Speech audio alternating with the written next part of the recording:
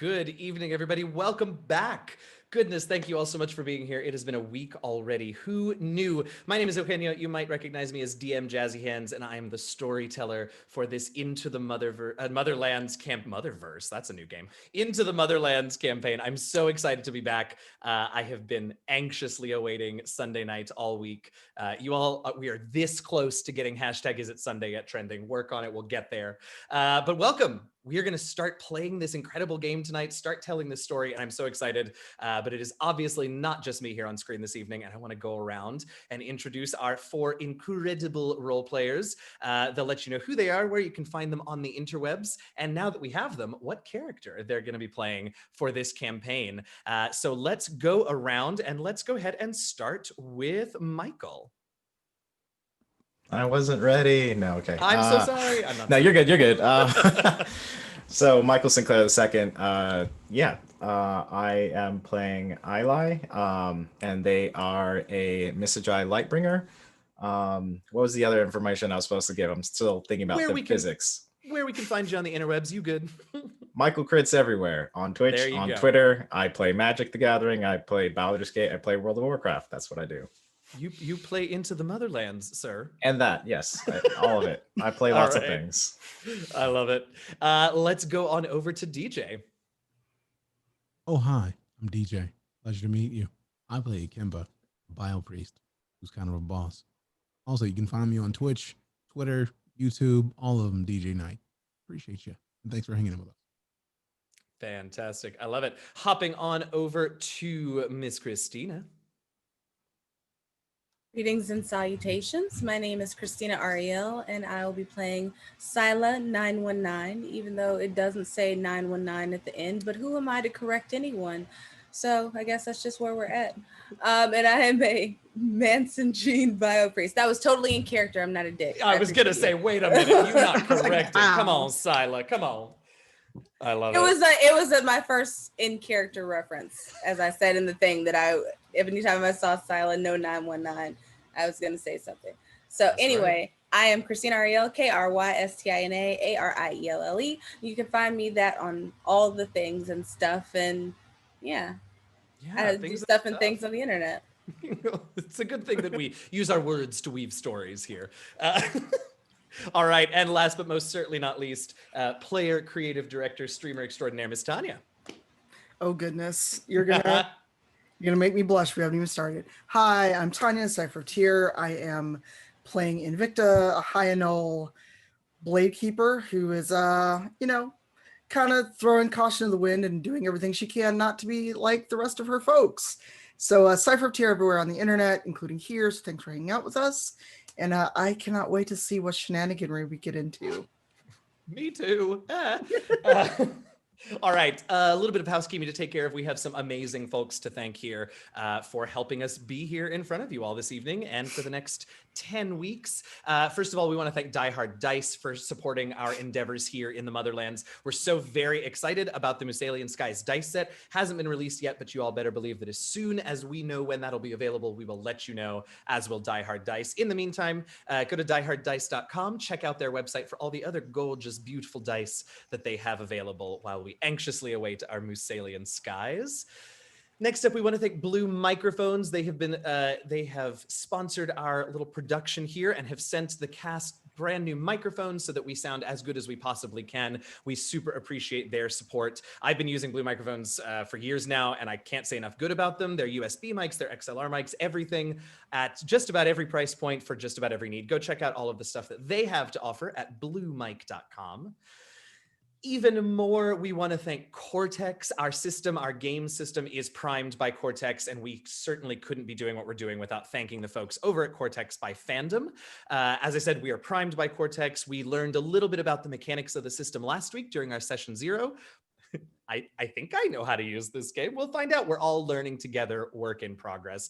But basically, the idea of Cortex is that they've got a set of basic rules and then tons of mods and adjustments that you can add to your game to customize it for exactly the flavor you're looking for. From relatively simple tweaks, you can go from telling a superhero story to weaving a fantasy romance and even a science fiction tale of exploration and self-discovery.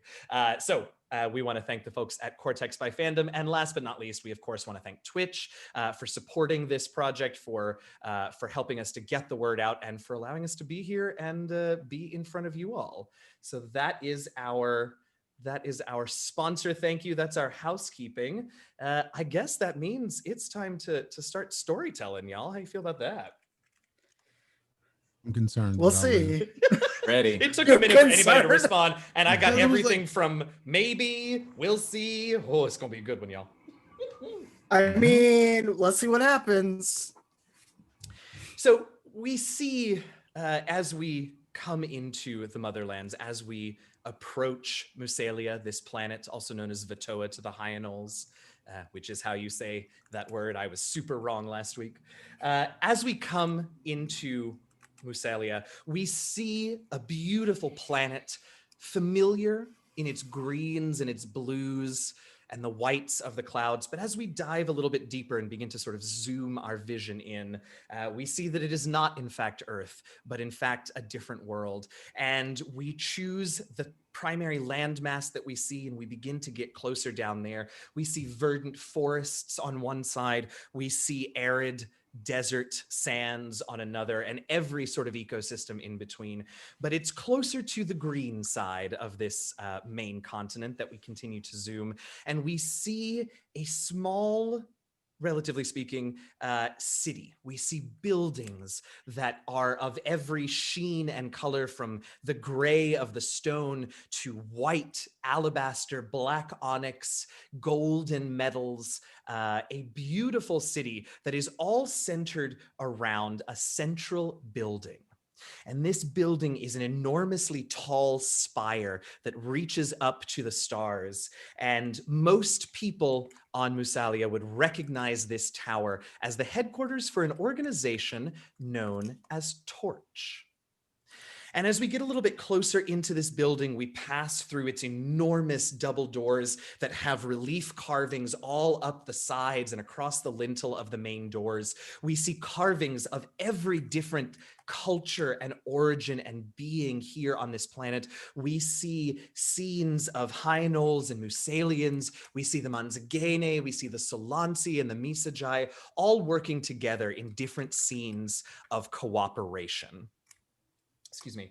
And as we pass through these doors, we find ourselves in a busy, bustling atrium that is open all the way up this enormous tower spire, all the way so that you can see far in the distance, you can see the bright blue sky above. And we begin to go up this central atrium. And as we rise, we see floor after floor of every different culture, every different people represented here, talking to each other, carrying folders and files of information, and generally hard at work.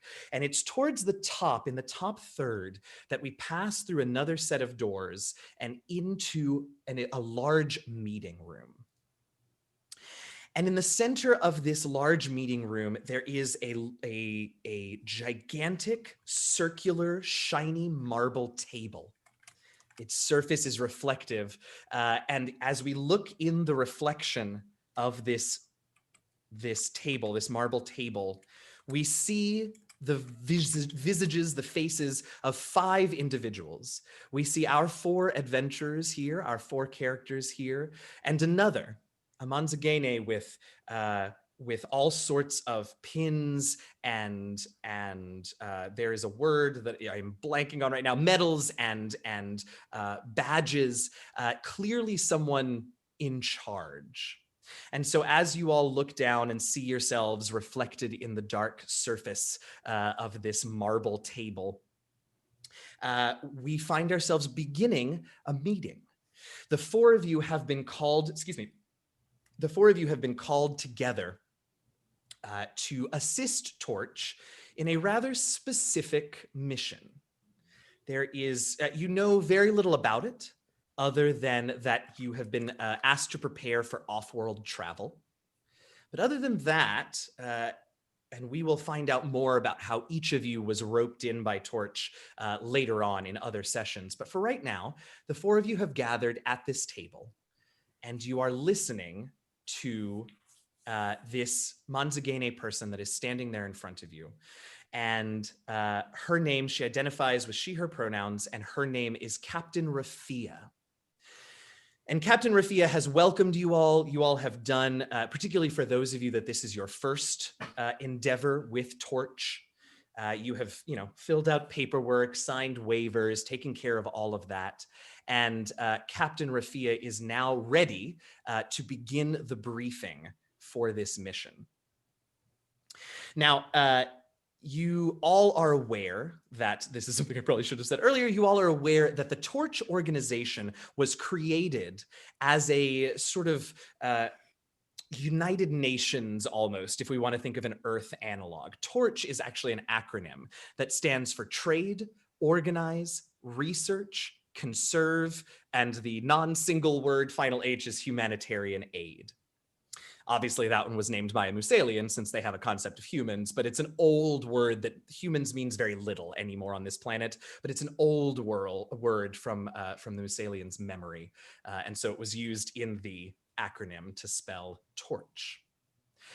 So here you are, and Captain Rafia sort of looks around now that the paperwork is done, and she reaches down to the table and taps out a command, and a map, a holographic map appears in the center part of this conference table. And this map you see is a planet that does not look like Musalia, though I don't think it's one that any of you would immediately recognize. And Captain Rafia finally, after she gives you all a moment to examine this map, this hologram that she has called up, she begins to speak. And she says, well, say hello to your neighbors. I know some of you are more of the lone wolf types, but on this mission, on my mission, you will be working together. And you all know that Captain Rafia, you can see she is an old Manzagene. She is an old android. She has scars and tears all over, and she is obviously very proud of them. She has one marking on her shoulder that she actually, the outfit, the uniform that she's wearing has a cutout to make that marking more visible to you all. And her speech patterns are somewhat stilted at times, which is a great source of pride to her. Her speech pathways and circuits have not been replaced, have not been touched. They are all original. And this is a source of great pride for her, that when she speaks, her circuits will occasionally hitch, and that all that does is prove to you how original her form is. So she looks around to see how the four of you react to being told that you are going to be part of a team. And I want to jump in and see, well, how the four of you react to being on a team. What are you all thinking? What are you all, tell me what's going on in y'all's heads as Captain Rafia begins her briefing. For Ikemba, at least, he's just like, this is to be expected. Kind of part of the process. You can't have a mission without the people that are crucial to it. So if we're here and this is her mission, we're a part of it. Yeah, absolutely. Absolutely. How about our other bio priest? Does Sila 919 have a strong feeling about having to play well with others, work well, whatever? I'm here for a mission. I'll do it. Do I have to like everyone? No. Will I like everyone? No.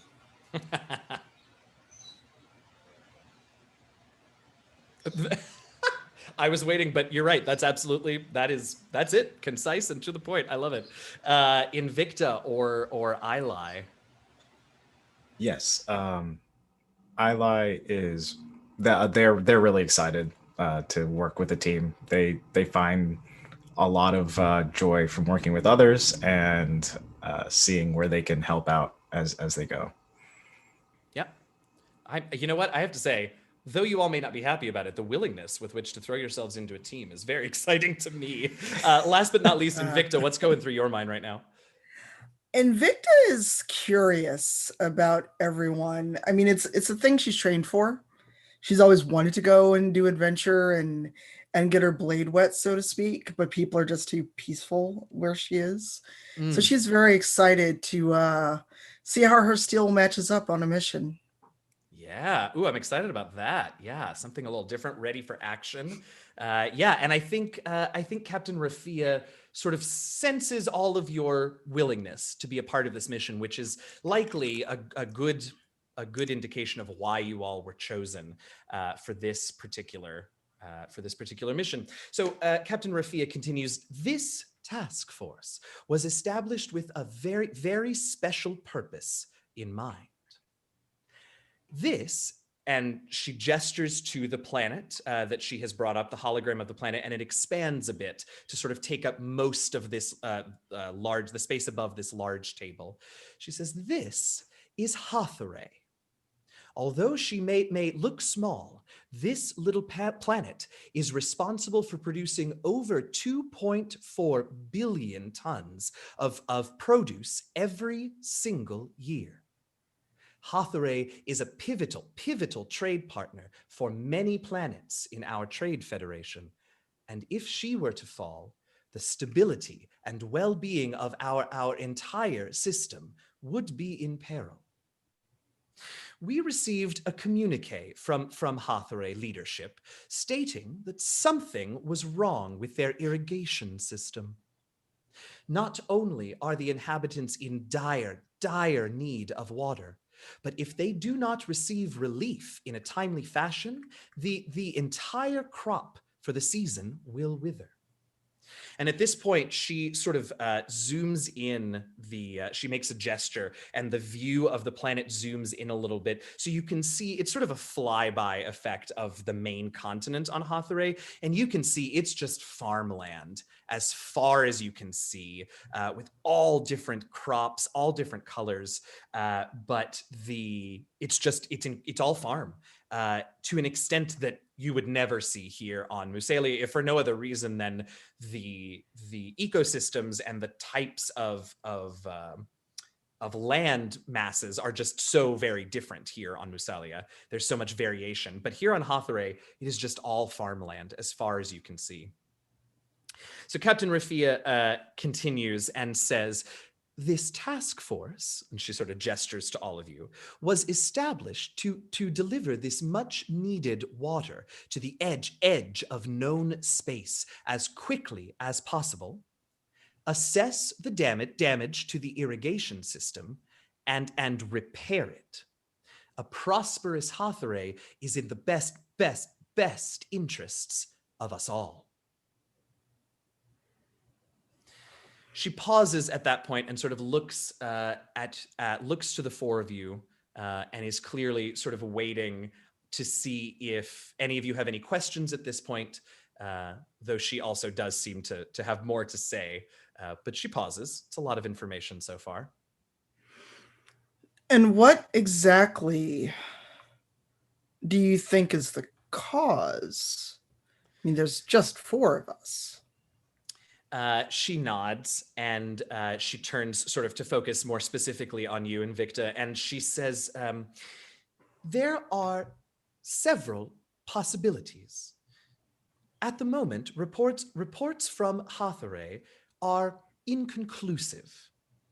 We are unsure if the irrigation systems have been intentionally sabotaged. At the moment, all we know is that water that the Hathawayans collect from a nearby moon no longer is flowing to the planet. Best case scenario, there is a simple malfunction, and the Hathaway simply need assistance locating and repairing it. Worst case, well, not everyone is as kind, generous, and giving as those here in Torch. Duly noted. My question for you. Shall we expect payment up front? Or is this some form of a contract? She allows herself a slight smile and turns to focus on you, Sila 919. And she says, payment, of course, will be provided upon completion of the mission. That said, should you all feel that you require resources to successfully complete said mission, that can be arranged. Arrange it. She nods, taps something onto the marble table, which obviously sends a message off somewhere, and she nods. She has begun that process. She says, since we have begun discussing resources for your mission, I should let you know that the Hathorean who brought the word of the problem to us has agreed to provide transport for the four of you.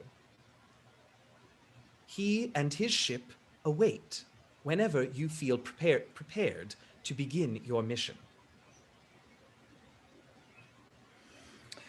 I have a question. She turns back to you. If this is a worst case scenario, will there be weapons on board this ship? She, her face sort of turns into a very sort of stern expression, and she nods and she says, yes. The Hathorean's ship is equipped with defensive and offensive capabilities. It is more of a freighter ship, but there are capable weapons aboard. We hope that they will not be needed, but it is worth mentioning that Hathore, the planet, lies in a region of space known to be frequented by the Cathartes. Now, some of you may be familiar, particularly if any of you have spent any time off-world here, or if you have spent any time sort of working security at any of the spaceports on the planet, you probably would have heard of Cathartes. Cathartes is a loose organization of space pirates, and they have, you may have heard rumors about sort of that they have some sort of specific goal or thing that they're trying to do by all of this pirating. But at this point, all that any of you know for sure, and all that matters to you all at this point, is that these are pirates that have been known to board and take ships. So that is why Captain Rafia has made sure that your transport has weapons capabilities. Excellent. When do we leave? She says, I knew I could count on you, Sila 919, to get to us to the point. The sooner you all can leave and head to Hathore, the sooner the problem can be fixed. The Hathorean with the ship will be expecting you by the end of the day. That said, take all the time you feel you need to make preparations for the journey.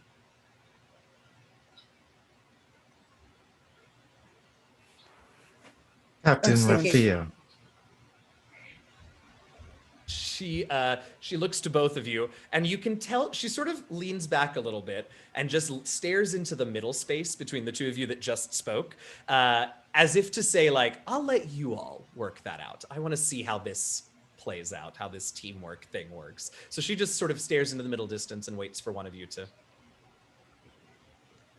Invicta, you may go.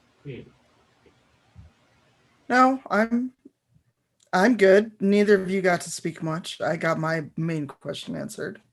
Please feel free, Ilay. Captain Rafia, has there been any quarrels with the Hathoreans other than the Cathartes? She shakes her head slightly and says, no, Hathore is a very peaceful planet. They have always been an exceedingly cooperative, generous, and kind trading partner.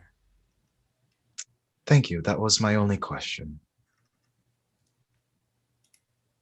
Have there been any rogue factions? On Hathaway? Yes. Not that we here at Torch are aware of. Should you require more information about Hathaway, its landscape, cultures, and peoples, your Hathawaian engineer, yes, your Hathawaian engineer would be more than happy to tell you tales of his home planet.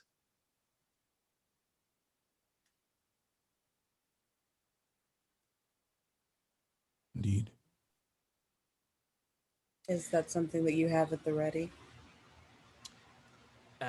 She says he waits at the spaceport and would be happy to receive the four of you whenever you feel ready to depart. Do we really have that much of an option? If no one has any further questions, I'd prefer that we get this over with. The tiniest quirk of her one side of her mouth into a little grin, and she just nods at you ever so slightly, Sila. Well, if you don't mind, I would like to actually have my weapons and some gear before we hop into space. It must be a really sad life to not already have your gear built in.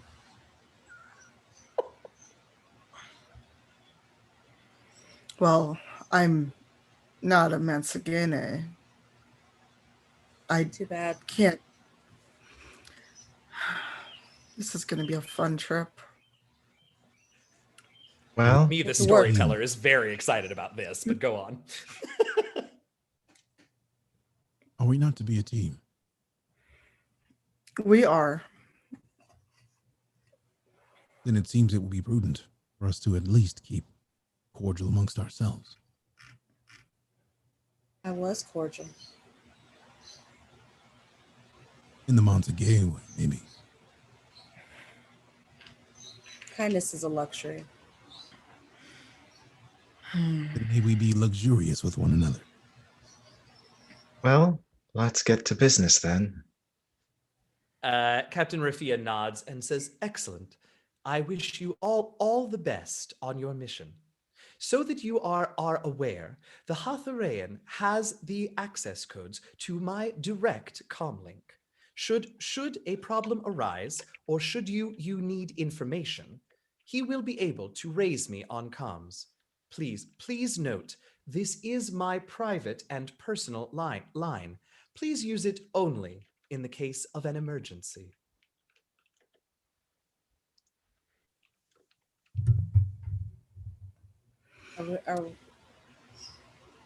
Are we done? She nods. Let's get this weapon. All right.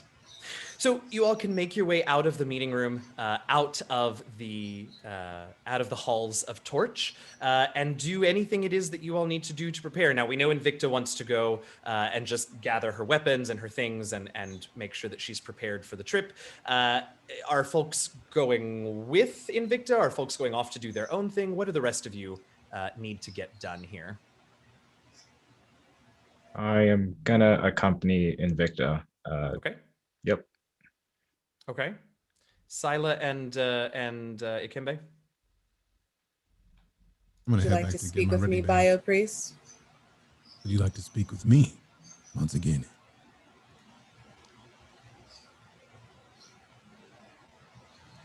You It seems asked not. for... Oh, well, pardon me. You asked for me to be cordial, and it takes a while. I understand this. My intent was not to assume that we wouldn't speak. It was more that I had the feeling that you didn't want to speak with me. I don't like to speak with most people.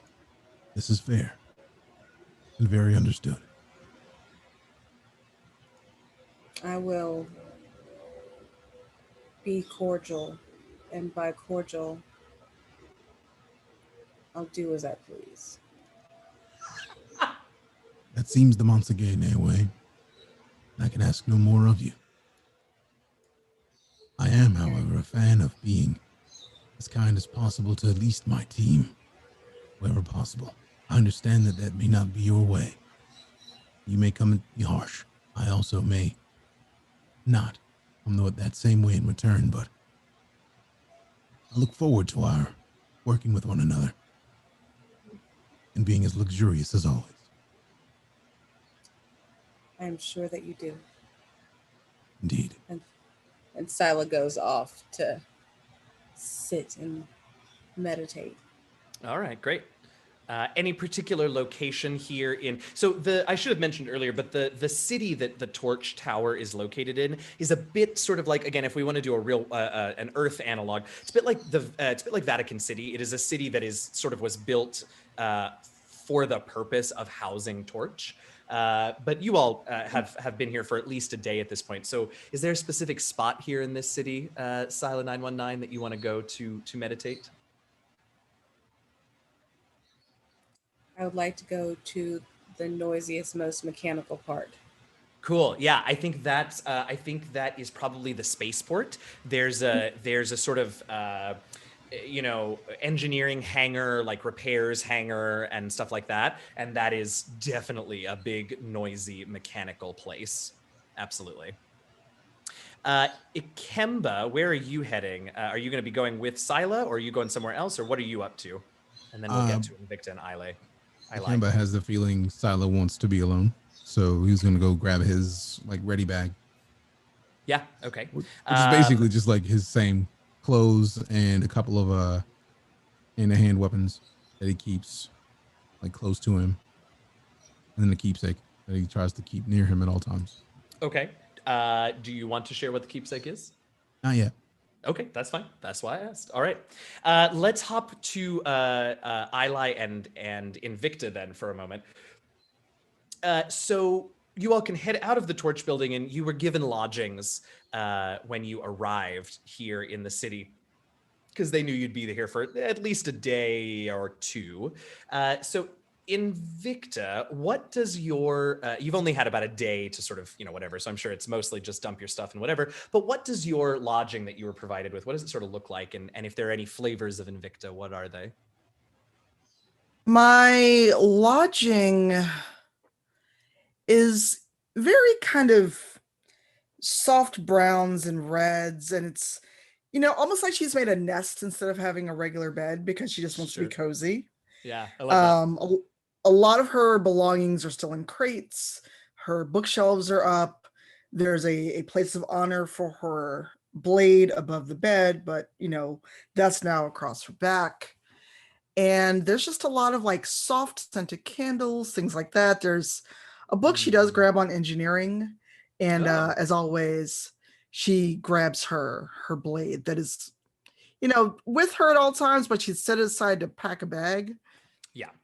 And she does want to know about any possible issues they may come across, because if it's a simple engineering issue, while she didn't take after a lot of the Ilay, I'm gonna mess it up. No, you were right the first time. It was me. It's my fault. I'm sorry, but you were right the first time. Ilay. Like the other Ilay, she does like to study, and at least if it's a basic engineering problem, she could be of help. Yeah, absolutely. I love that. And, absolutely too, if it is more than just an engineering problem. Yep. Ilay, so you're going with Invicta, and Invicta, would you invite or allow Ilay up into your quarters with you, or is that a little bit of a personal space thing, or Invicta? Oh, sorry. Yeah. Oh, I hope I must have been me. Everybody just froze on my call, so I was like, anybody? Bueller? Sorry. No, it's my fault. They can come in, but I'm basically like, you can sit on that pile of pillows, and that's as far as you can go. Okay. All right. So Ilay, she indicates this pack of pillows. What are you doing? Yeah, I was sorry, I was under pressure, like I was gonna go check into my own I'm sorry. Yeah. Oh, I'm sorry, I misunderstood. No, my bad. Okay, my great. bad, everyone. No, that's all fine. So tell us about your temporary lodging here then, Ilay. Yeah, temporary lodging just has some things that they have from back from their village or their community. That their room smells kind of like like the leftovers of like burning sage or something to Mm. the same essence here on this planet. Just really peaceful. There's some colors that are like well balanced throughout with like some muted grays, some like vibrant oranges, some vibrant like blues and things like that, and some greens. And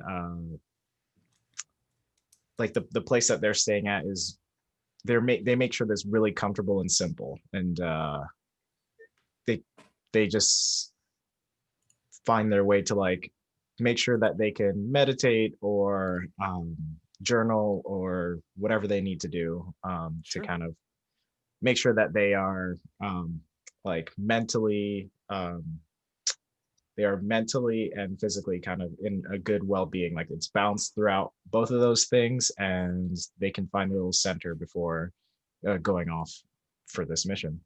Yeah.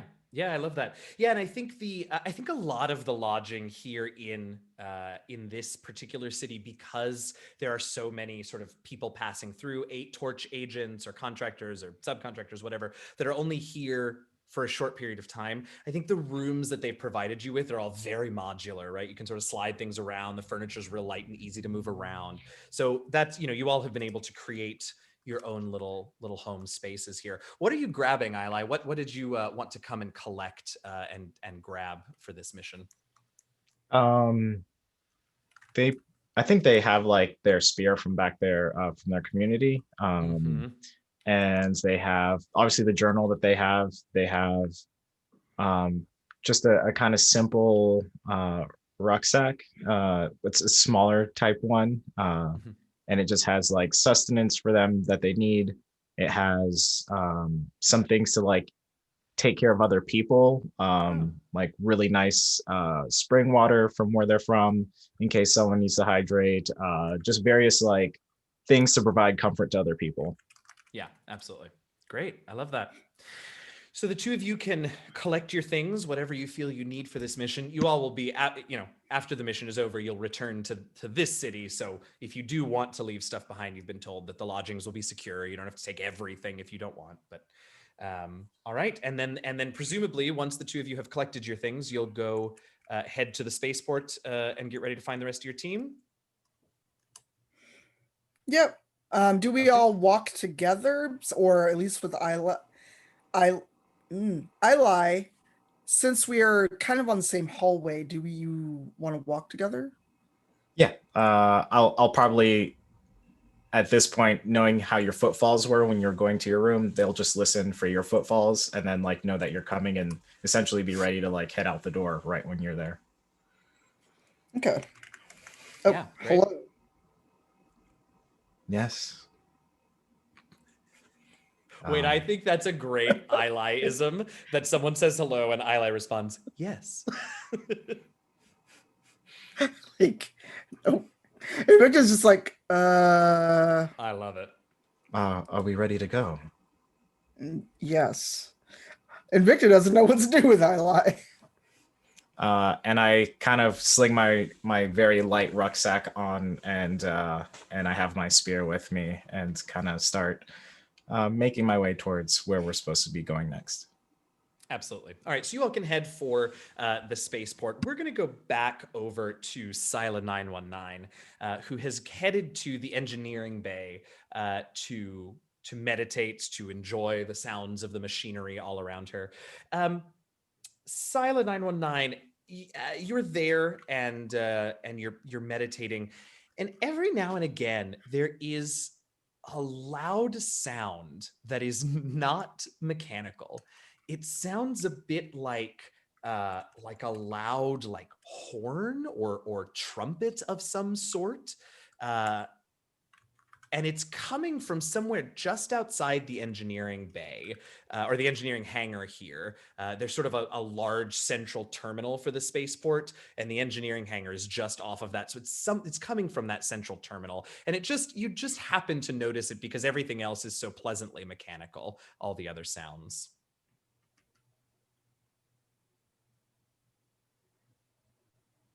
Want to go and explore where the sound is coming from? Yeah. So you get up and you leave the pleasantness, the pleasant loudness of this mechanical engineering hangar, and you head out into the terminal, and there are a ton of people all over this terminal, coming, going, working, traveling.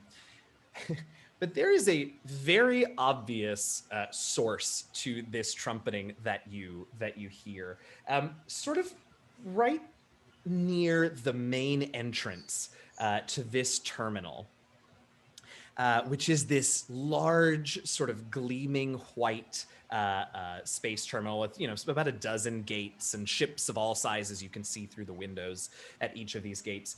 But close to the doors, standing and holding a sign that simply says "Torch," which is not particularly specific considering that you're in the city that was built to house Torch. So you watch as this figure with this sign, people just come up to him, look like they're asking him a question, and then walk away. And every 4 or 5 people that do that, this individual who is holding this sign, who happens to be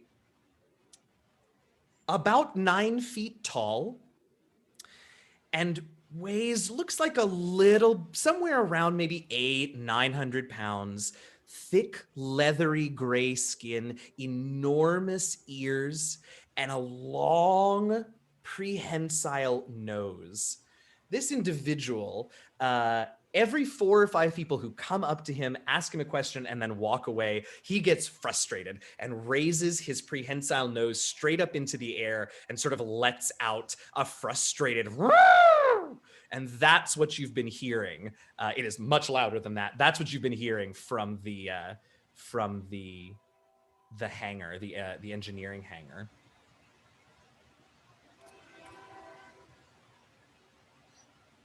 The most soothing thing about noise is noise pollution. You are polluting my noise with your pollution. For the love of everything, stop it.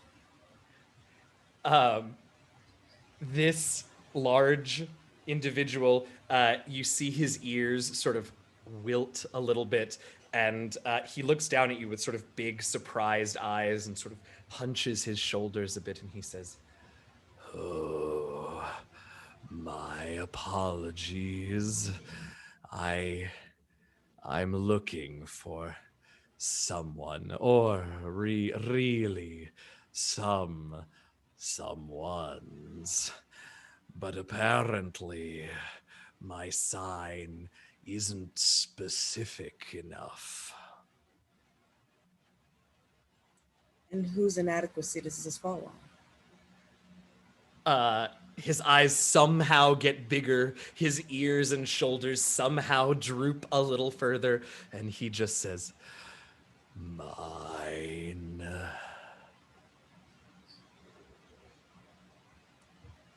Would you mind telling me who it is you're looking for? And perhaps I can help. He perks up a little bit at that and says, "Oh, you seem very capable. Please, yes, help. I seek 4 individuals. Someone named Invicta, Ikemba, Ilay, and Sila 919. He sort of looks taken aback and says, "Oh, you know her." I am her. And at this, he looks so startled for just a moment and then lets out the loudest trumpet, excited trumpet from his trunk of all. And he just suddenly is very excited and says, "Oh, I found you. I'm so glad. But where are the others?" I'm sure that they will be along shortly once they finish their errands. He nods and says, "Oh, good. And with you here and me being, well, recognizable, I suppose, there's no way that they will miss us." I'm sure. He sort of stares for a moment, waiting to see if there will be more. And when there isn't, he just nods and begins to sort of scan the crowd. He obviously has no idea what the other three look like, but he's like, I need to do something with my body and eyes now. Let's look around and hope that something interesting happens. So I love it. So we have Sila 919 hanging out with this Hatharayan. And I think Ikemba, I think you were the next sort of nearest by. So when you decide that it's time for you to, you've gotten what you needed, you grabbed your go bag, and you head for the spaceport. And as you walk in the front doors, it is unmistakable. Your eyes are immediately drawn to this enormous 9-foot tall, well, I'll call him what we as people of Earth recognize as an elephant person. And so your eyes immediately go to him. And then, of course, since your eyes are there, you notice that Sila is standing with this individual. Silent 919. A pleasure to make your acquaintance again. And what's Hello. what is your name? This Hatharayan sort of leans down to you, Sila, and not at all quietly, but very close to your ear, says, "Is this one of them?" Yes. 2 to go. Excellent. And he turns to you, Ikemba, and says, "Oh, I'm so pleased to have met you." And he sort of trumpets a little bit with that you are here. My name. And he takes a big, deep breath and he says, "Is Master Steelsmith Bertrand III, Grand Engineer, First Class." Master Steelsmith Bertrand, Engineer, 3rd Class. Bertrand III, Grand, but that's all right. Honestly, you got much more of that than most. It is a pleasure to make your acquaintance. Likewise. Well, 2 down, 2 to go. And with that phrase in, I am to take it that you are our pilot. He nods, and his ears sort of flop back and forth. Smack my green screen. His ears sort of flop back and forth, and he says, "Yes, I was chosen as messenger and, well, chauffeur, I suppose." Is that a bad word? For you, at least. No, it is a great honor. Besides, the Wistful Wish is my ship, and I am honored she is allowed to be a part of such an important mission. Then you believe in our mission as well. Oh, yes. Yes, of course. And you can see he's getting a little sort of worked up, and he says, "Things on Hatharay have been very difficult." I just saw our poor producer's eyes go huge. I'm so sorry. I probably just blew up my mic. He says, "Yes, things have been difficult." I'm sure. From your perspective, what is the most interesting part of our mission? As he prepares to respond to you, you notice that something catches his eye. And so he sort of looks up and looks into the distance because he has seen 2 individuals who are sort of walking in your direction. And quite frankly, at this point, any 2 people who are approaching him, he's going to assume are Ilay and Invicta. Lucky for him, it does seem that is who is now approaching. So Invicta and Ilay, you spot Ikemba and Sila 919 with this large Hothorean individual. And what, so you two are now with us as well. What's your reaction? What are you doing? What are you saying? Invicta's just like, she just immediately goes on alert, like she's just like looking around. I feel like that face was perfection. I'm sorry. Yes, that like exactly. What? Go ahead. Like, and she starts like reaching behind her, kind of like, who are you and why do you have our friends? Poor Bertrand, just like, he's so excited, and then he has, there's sort of to some extent no mistaking the reach for, he doesn't know what you got behind there, but like it's probably not great for him, and so he just sort of goes, oh no, you misunderstand, these are my, and you can see he's about to say friends, and he sort of looks to Scylla 919, I'm not gonna get in trouble, looks to Ikemba and says, co-workers, and I think perhaps you two are also my co-workers, yes? That is correct. He just looks, it beams as wide a smile as an elephant can have, I suppose. And he trumpets once more and says, 4 out of 4. It's gonna happen. Sorry, I'm gonna blow you out every time he gets excited. Nothing I can do about it. So he's very excited that the 4 of you are here. And he then turns to Ikemba and says, I'm so sorry. What was your question? My question was about our mission. I was wondering what your interest is in it. He nods and says, yes, an important question. Would you all come with me? We shall take a tour of the Wistful Wish while I tell you of the mission's importance, both to me and to my people. But Invicta is not agreeing to go anywhere. I, Storyteller, am very aware of that. Bertrand is the exact opposite.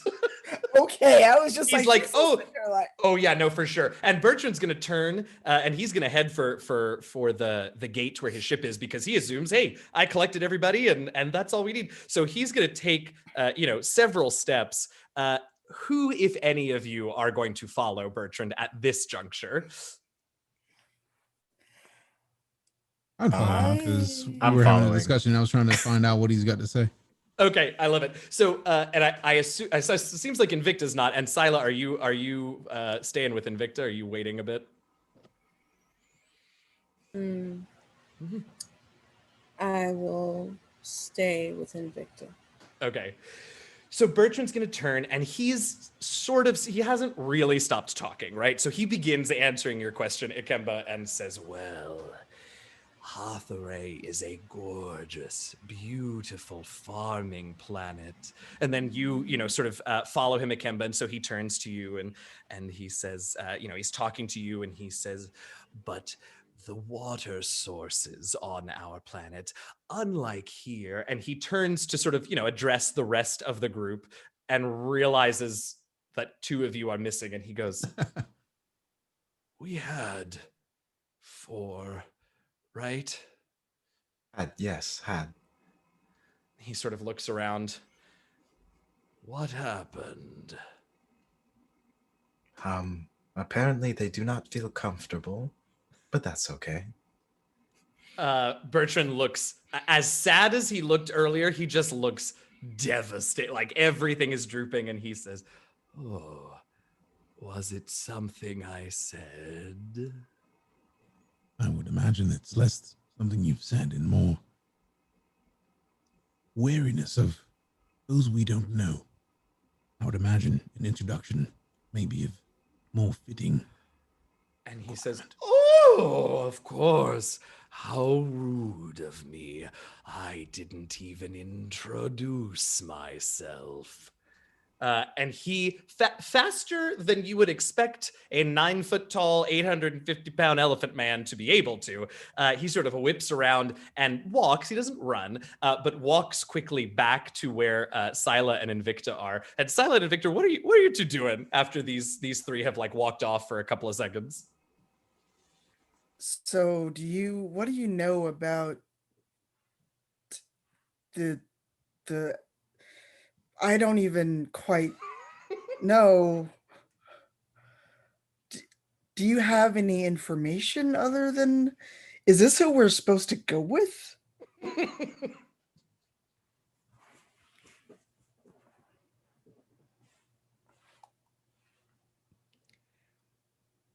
You're muted. Oh, was she talking? I assumed she was just being Scylla. Oh. I was like, yeah. No, I'm like, is this like real quiet? I think you're right. I think she was talking, but I was just like, oh yeah, so she just isn't deigning to say anything at this juncture. With regard to the pilot, he is here for us. With regard to more information, we sat in the same meeting.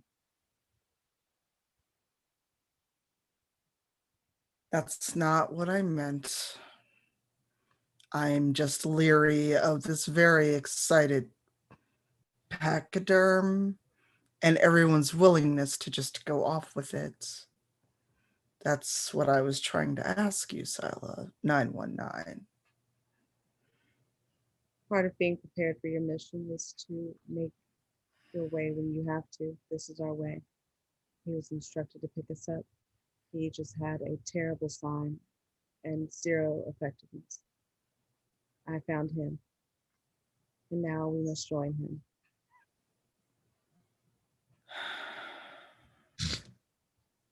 What a perfect sigh. At that sigh, Bertrand sort of races up to the two of you and goes, my apologies. And he sort of bows and says, my name is Master Steelsmith Bertrand III, Grand Engineer, First Class.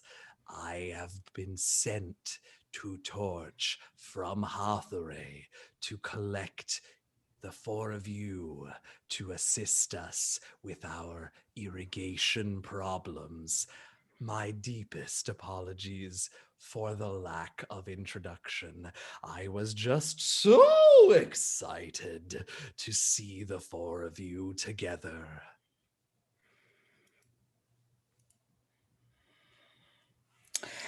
And Invicta just is, like when someone's at the moment when you're at a party and you're like, oh, why are you talking to me? Where are my friends? Someone please rescue me. And then she realizes you are the ride home. That's where she's at right now. Ooh, poor Invicta. That is not a great place to be. It's so hard not to laugh. That side got me though. Smooth out. I couldn't do anything about it. Nah, I ain't even gonna try. There gonna be shenanigans. I accept it. I'm a laugh. It's fine. He sort of says, was that to your satisfaction? Might we now proceed to the wistful wish? Proper etiquette dictates that before you ask people to come off with you, you introduce yourself. You've missed that step. It's something you can work on in the future to be an effective friend. I think his eyes get really big and he sort of lets out this little like surprised strangled trumpet because his trunk is sort of a little bit, curled up when he's shy or feeling bad. He curls it up a little bit. So it's, if you were to like run over a brass instrument and then try and blow through it, lets out this sort of strangled sound. That's sort of what he does. He's so sort of surprised and thrilled that you opened the door to being his friend in the future when he has worked on his introductions. Can I reply to that very excited horn that he just let off? Absolutely. I'm working under the assumption that he still has the torch sign in his hand. Oh, yeah. So when he lets out the offensive noise, just one braid is gonna fly out, and with the flick like a whip, it's gonna knock the sign out of his hand. Yes, I love that. And so he like it all happens at once. He trumpets, you knock the sign. His first reaction is just like, "Oh, silly me," and he goes to grab it, and then he sort of pauses, and you can watch every step of his brain as he realizes what you just did, Silent 919, and he looks at you and goes, "Oh, I don't like surprises. useful." He says, "Oh, I do very much. And that," and he sort of indicates your braids, "was quite the surprise."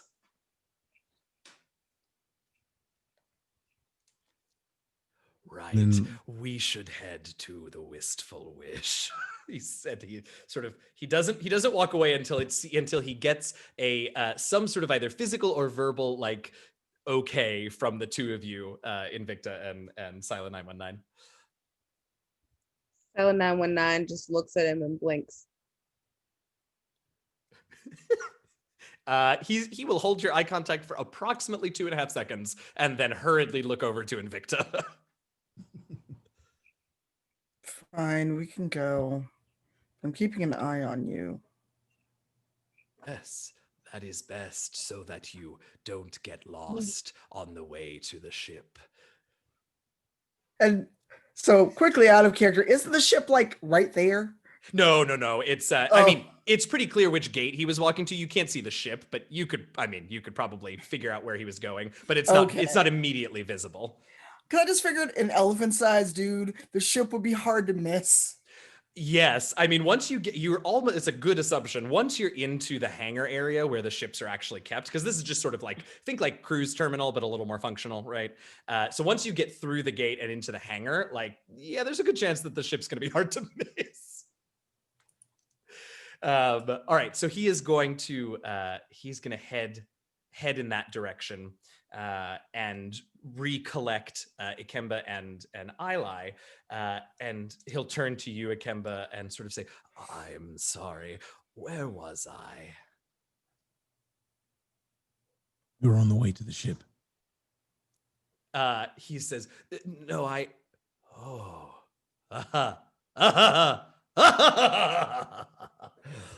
very clever." What is But- clever? Well, I was asking where I was in It was not Oh no, I've done it again. You've done nothing wrong, Bertrand. He nods and says, "Thank you, Ikemba. It will take some time for me to adjust to interacting with other cultures. Hathaway is fairly isolated, and this journey has been eye-opening to me." Of that, I'm sure. So he takes you all. With that, he sort of resolves himself to answer your question and any other questions once you all are on board. And he walks you all through. You go through a few checkpoints where you're just asked to show. Torch has provided you all with ID badges. And so, you're waved through and you head out into this just absolutely massive hangar area. And inside there are just as many people in this hangar as there were in the terminal. There are ships of every size, description, purpose. You see small, little sort of transport cruiser ships, that maybe will take you from what's the name of this planet, Musalia, to one of the moons. Like short little puddle hopper doesn't really work between a planet and the moon, but you know what I mean. From that all the way to you can see in one far corner with quite a bit of security around it, there is a ship that definitely looks like it is decked out for, space defense. There are all kinds of turrets and missile bays and all of that on it. But Bertrand is very clearly heading to one ship that is about as difficult to miss as he is. This ship is the hangar is enormously tall, and this ship is You imagine that the docking procedure to get it in this hangar was quite the feat of piloting. This ship is enormous. In terms of shape, you can see that it's roughly in the shape of let's see, I just want to make sure I get this right. Yes, it's roughly in the shape of sort of an enormous bird. It has two sort of wings that are coming off of it. It has sort of a tail section and then a primary body. The interesting thing, though, is that the way, and from where you're standing, you're not entirely sure if this is a hangar feature or a ship feature, but something is coming out of sort of the nose of the ship to attach it to the hangar bay to secure it in place. And it looks, considering you've just been talking to Bertrand, a very large elephant person, this connecting tubing or whatever it is looks for all the world like there's a trunk on this ship.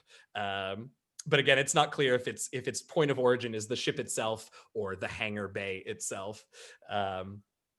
But Bertrand leads you up, and from the tail section, there is sort of a loud, sharp hiss, and the entire tail actually doesn't open. The tail begins to sort of fold under itself, and once it is completely open, you see that it's opened up a sort of wide, very tall opening into the ship, and a ramp, a very wide ramp, comes down and sort of ends up right in front of Bertrand and the rest of you, and he turns to the four of you just absolutely beaming and says, "Welcome to the Wistful Wish." You seem quite excited about your ship.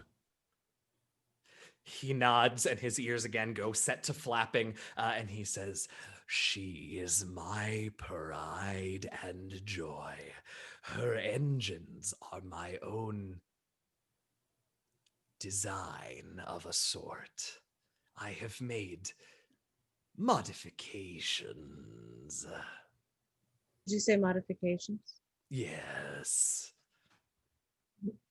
Tell me. Well, we replaced, and he goes on into this whole, I don't know how engineeringly inclined you are, Silent 919, but he goes on to this whole thing. But I think to the point of your question, he talks about how he has replaced parts and changed up parts and reinforced things by adding material to it and all of these things.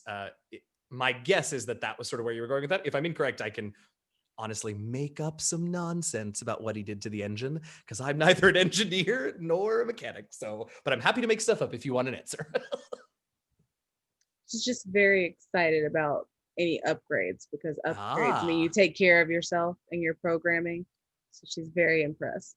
I love that. Yeah, he definitely, like, whether or not you necessarily understand every single engineering and mechanical thing he says, which you very well may, but even when there are moments where he mentions, things that are sort of very specific to Hathaway, excuse me, it is very clear that he's two things. He's A, very, very proud of this ship, and B, very, very capable. If he's to be the engineer on this ship while you all are piloting it and sailing it, what? He's going to be a very, very capable engineer. I would love to see how those engines work at some point. I'm pretty good with tools on occasion. If you didn't think it was possible, but he lights up even more than he did when he introduced you all to the Wistful Wish. And he says, "It would be my honor." It is, please. It is my honor as well to be on a part of a ship that you've taken such good care of. He says, it does me good to hear you say so. Now, please come aboard. Invicta has pulled out a notebook and is making notes about things as it kind of walks. She's like, that's a fuse stabilizer. Not standard. That's 10 years out of date. And she's just making all of these notes. She's paying attention, but like learning brain has kicked in. Just like, if things go wrong and Bertrand can't fly this ship, someone should know how. And now she's just like cataloging everything. Yeah, absolutely. Absolutely. And the thing that you note with a little bit of, we are aware that you, Invicta, do have some engineering knowledge. So there are a few things that you for sure can pick out. And like you said, there are a lot of pieces that are, to your eyes, fairly out of date, which, judging by the fact that Bertrand has already said that, with the exception of obviously the agricultural trade, Hathaway is a fairly isolated planet. And so it makes sense that their technology is perhaps a little behind that of Musalia, or of Vatoa. Sorry, you're a Hynol. I should call it by your name. The technology is a little behind that, the technology on Vatoa, but it's all remarkably well put together. And you can see how Bertrand has taken some of the old technology and made modifications to it that actually are surprisingly like some of the upgrades that Vatoan technology has independently created. So he's clearly a very clever sort. I've just dropped a bunch of things. I'm going to grab them for a moment. There we go. Yes, he's clearly a very clever and capable engineer and inventor, almost, the way that he's upgraded old tech. So as you all walk into up the ramp and into this ship, it is you realize very quickly that the inside of this ship is in fact designed for 8 to 10 foot tall, 750 to 1,000 pound elephant people, and well, that's a thing. You can see as you all walk in that you have sort of come to, there's a corridor that has just open sort of doorways on either side. And at a glance, you can see that appears to be sort of the engine rooms, engine bays. You can just see all of the machinery there. And you did notice sort of underneath the wings, there were some propulsion areas there to help the ship get going. And this looks like it's all connected to that. But he leads you further on into the sort of central area of the body of this ship. And you can see up ahead where there's a seat for a pilot. You all recognize oversized but recognizable areas for a sensor array so that someone could keep their eyes on the ship's sensors. There's a navigation array to another side. This is clearly the bridge of this ship. And just to the side of it, or before you get to sort of the bridge proper area, there's actually a large, fairly comfortable looking seating area sort of recessed into the floor. There are seats all around. There's a little, relatively speaking, sort of table in the center of this seating area. And then you can see corridors heading off to the port and starboard to the right and left that probably lead to, if this layout is like you might expect, leads to probably crew quarters, and you could see from the outside that there are some tactical stations, some gunning stations. Those are probably out there as well in the wing sections of the ship. And Bertrand heads towards this seating area and sort of takes, he settles himself down and plops down into one of the big couches there and turns to you all and says, "Well, have a seat. We shall talk and prepare, and then be on our way." Ilay is going to go ahead and take a seat. Just get comfy. Yeah, and it is. I mean, it's very comfy. It's very sort of soft and plush, and I think someone that is not as large as Bertrand sort of sinks in sort of nicely. How tall is Ilay? About 6'3", 6'4". Okay, so it's probably not. I don't know that it's necessarily like a child sitting in an oversized chair with sort of legs kicking, but it's definitely like you definitely have to either choose to sit back and not touch the floor, or sit way forward in the seat in order to have your feet on the floor. I'm just gonna sit cross-legged and sit back. Just Great. find a good center point. I love that. Before we get How about seated, the rest of you? Yeah, go ahead. before we get seated, Ikemba kind of looks at Silent 919 and says, I noticed you said friend earlier. I like this. I look forward to our journey. And then kind of like settles and sits. Love that. Silent 919 and Invicta. Sila is trying to shake off the fact that she was caught in a moment of weakness saying friend. And she turns and sits underneath the console towards the back and plugs herself into the system through one of her braids in the back. It goes in and it plugs in, and that's how she's going to learn about the system. And while it's on, she just kind of powers down. Okay. I like that. Huh. I'm going to come back to that in just a moment, Christina, because I have an idea. But let's go see what Invicta's up to. So Invicta's about 6 feet tall. She's not a small girl. Oh, okay. Good to know. Good to know. And she makes a circuit, still making notes about all these consoles. Mm-hmm. And she glances at Silent 919, kind of like, because it seems like she just like turned off or rested, which seems contrary to the very alert way that she's been since we started on this journey. Mm-hmm. Is it possible I can see that it looks like she's actually plugged in, or is it obvious? I'll let you answer that, Christina. I imagine if your braid is connected to something, at least that much is visible. But how obvious is it that you are processing something as opposed to just shut down? Well, it goes to take the shape. I'm essentially charging. So it goes and it takes the shape and just goes into it. And so you see some of them are silver and different shapes. So this one is actually a silver piece that comes out, conforms itself, and plugs in essentially like a USB port. Okay. Okay.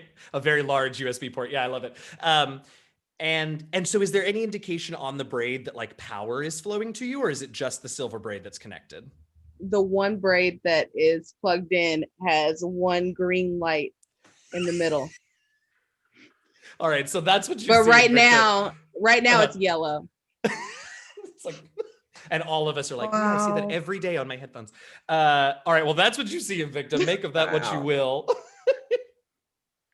I just make a note like, And I'm gonna like make a note to like check out Silent 919 later, because it's just like, usually on my devices that means low battery, but what do I know? I'm so sorry.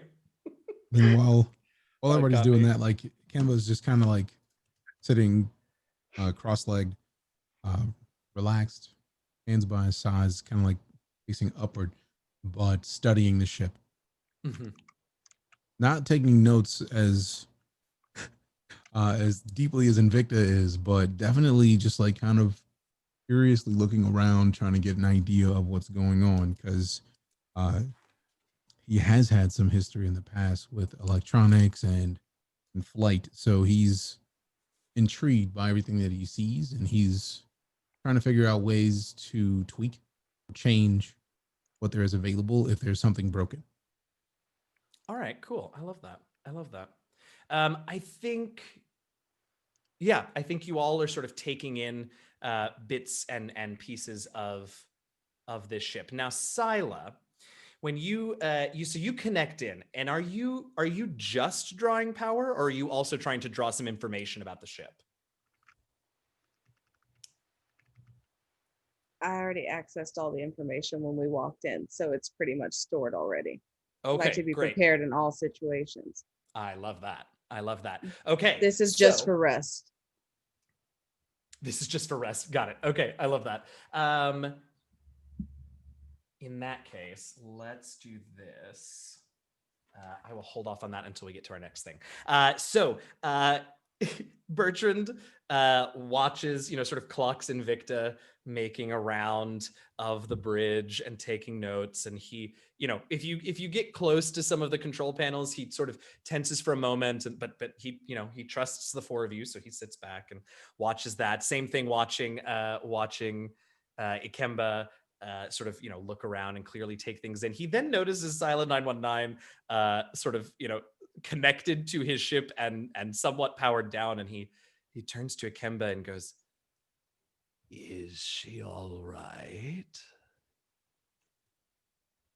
Ikemba kind of glances over, sees the light, and is just, "She'll be fine. She's probably charging on your systems. I'm not sure fully, but that's what I would imagine. And also, if there's anything secret on here, she probably knows it now. So you may, hopefully, you have nothing out of sorts here." He says, "No, I can't imagine that I would." And you can see him sort of going through and thinking, and he's, "No, that should be probably all right. I hope she can. I hope that her charge center is compatible. I would hate to overload her." I get the feeling if there was an issue with her, you would have known by now. Yes, Bertrand, if once she's done doing what she is doing, you'll probably know. She'll let you know if there's something worth bringing attention to. He nods and he says, "Well, all right. Let's get started then, shall we? I have a few instructions for all of you, some important information, and then we will get you all assigned to your stations." And he reaches down into sort of a pouch that he had at his waist, and he pulls out just a small little collection of papers that have information on them. He apparently likes to have the physical hard copies of things. You have seen that there are, this is all technologically as advanced as you would expect, and he very easily could have probably pulled this up on some sort of a comm screen or something like that. But he pulls out some actual paper and settles in and sort of looks through it and looks to you all and says, "So this trip promises to be an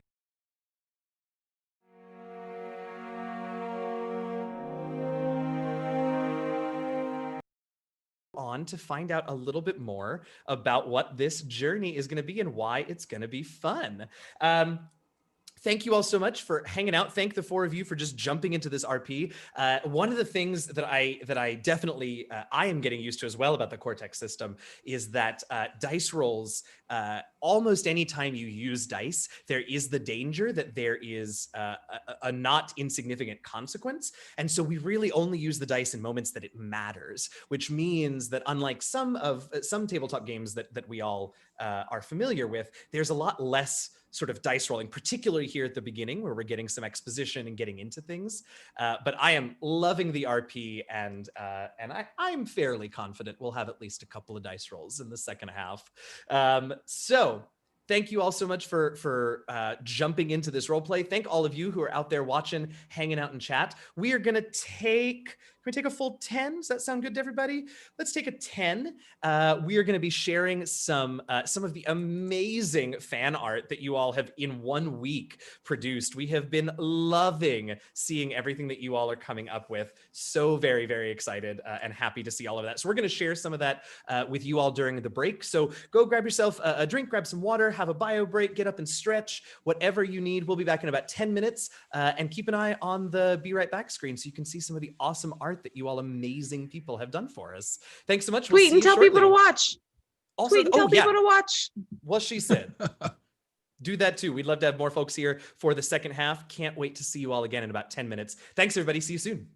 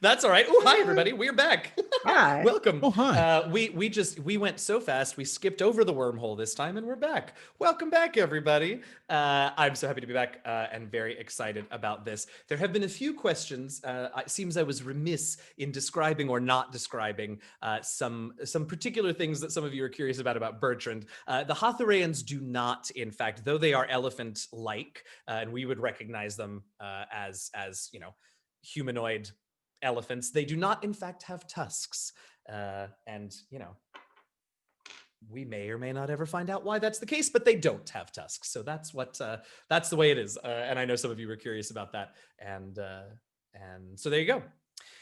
So we are back. Thank you all for hanging out. Hope you all had a lovely break. Got some water. I need some water. I got more drink. Didn't actually. Got some water or other libations, beverages, whatever it is that you're into. And here we are. When Got last Jolly we Ranchers. Smart. Wait, like a Jolly Rancher drink or Ooh. just Jolly Ranchers? Because both are exciting, but in different ways. No, I have a giant bag of lemon Jolly Ranchers, and I just went and ate some. Ooh. So What a if good you see my flavor mouth choice. moving, that's what's going on, right? I Yes. got in some candy corn. 'Tis the season. Tis the season. All right, Michael, what'd you do on break? Please don't say study. No, not right now. I had some of my some cookies that my wife made tonight, so it's pretty There you good. go. That's a good one. Nice. From That's scratch. always a good Nice. idea. All right. Ooh. All right. Ooh, what kind of cookies? Wait, this is silly, but what kind of cookies? Chocolate chip. At all. She could do almost it all, but she just made some Sure. chocolate chip cookies. Yeah. Well, look, we love a classic. What can I say? Look, ain't nobody here mad at chocolate chip and fresh and home baked? Yes, please. Amen. Oh, I like this little check-in after break. This was fun. We're going to do this every time. Hopefully you all got some fresh baked home cookies and more libations and whatever else you needed as well. So should we hop back in, y'all? Yes, please. Let's do it. All right, let's hop in. So last we left our adventurers, our friends, our party, our PCs, whatever you want to call them. They were aboard Bertrand's ship. They had managed to, after much back and forth, they did manage to get aboard the Wistful Wish. And sat down in sort of the little common area just behind the bridge of the ship. And Bertrand pulled out some papers so that he can further brief you all about the journey itself and update you all on the various stations that he will likely need your assistance on at least a few times during the flight.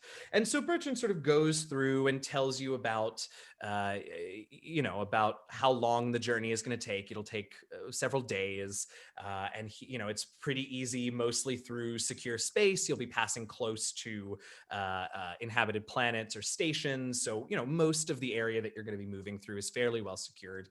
There are a few things to be concerned about, though he doesn't think either of them will really end up being a problem, but he wants you all to be aware of two things. One, about a day outside of Musalia, outside of Vitoa, this planet that you're currently on, there is an area that he refers to, that he refers to as the static. That was not your cue, lovely.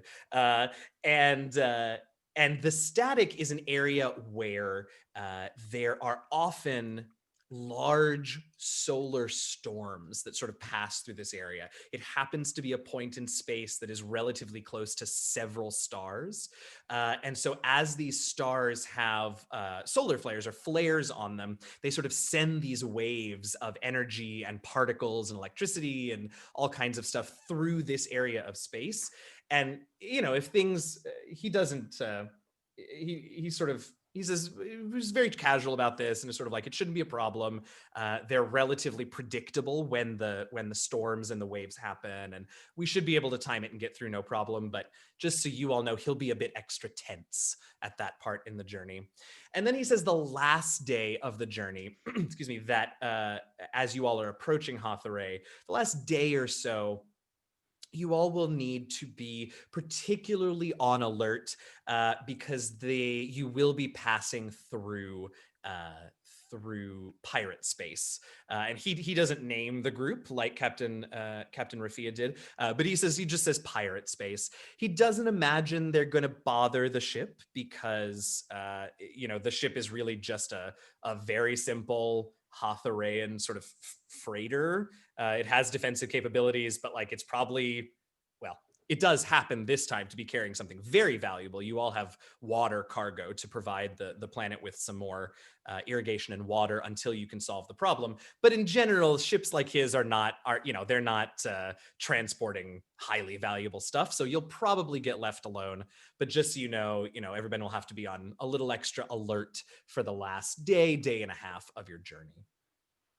And he says, now, with all of that unpleasantness out of the way, shall we assign your stations? Do any of you have particular experience as ship crew? I do.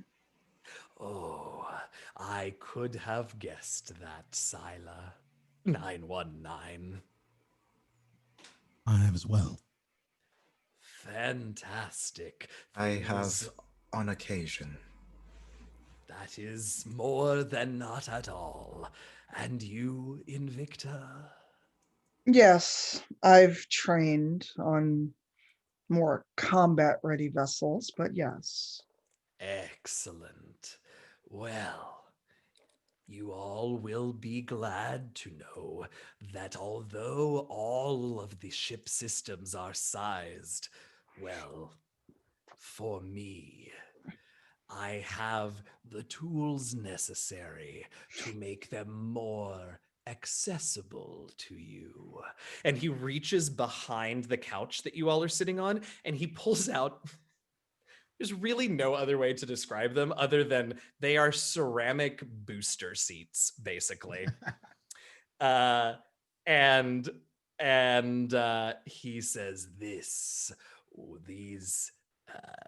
technology will allow you to sit in comfort and still reach your stations. And as you all sort of look around at the different stations, like, it solves a problem, these booster seats, but the controls are enormous and really spread out. And so there will obviously be some other fun to deal with, but he at least has some booster seats for you, so you're not, you don't have your navigation station up at your eyeballs. But he seems very proud of these ceramic booster seats, and so he sort of begins and he gives you a quick tour of the different stations that you all can and will be asked to man.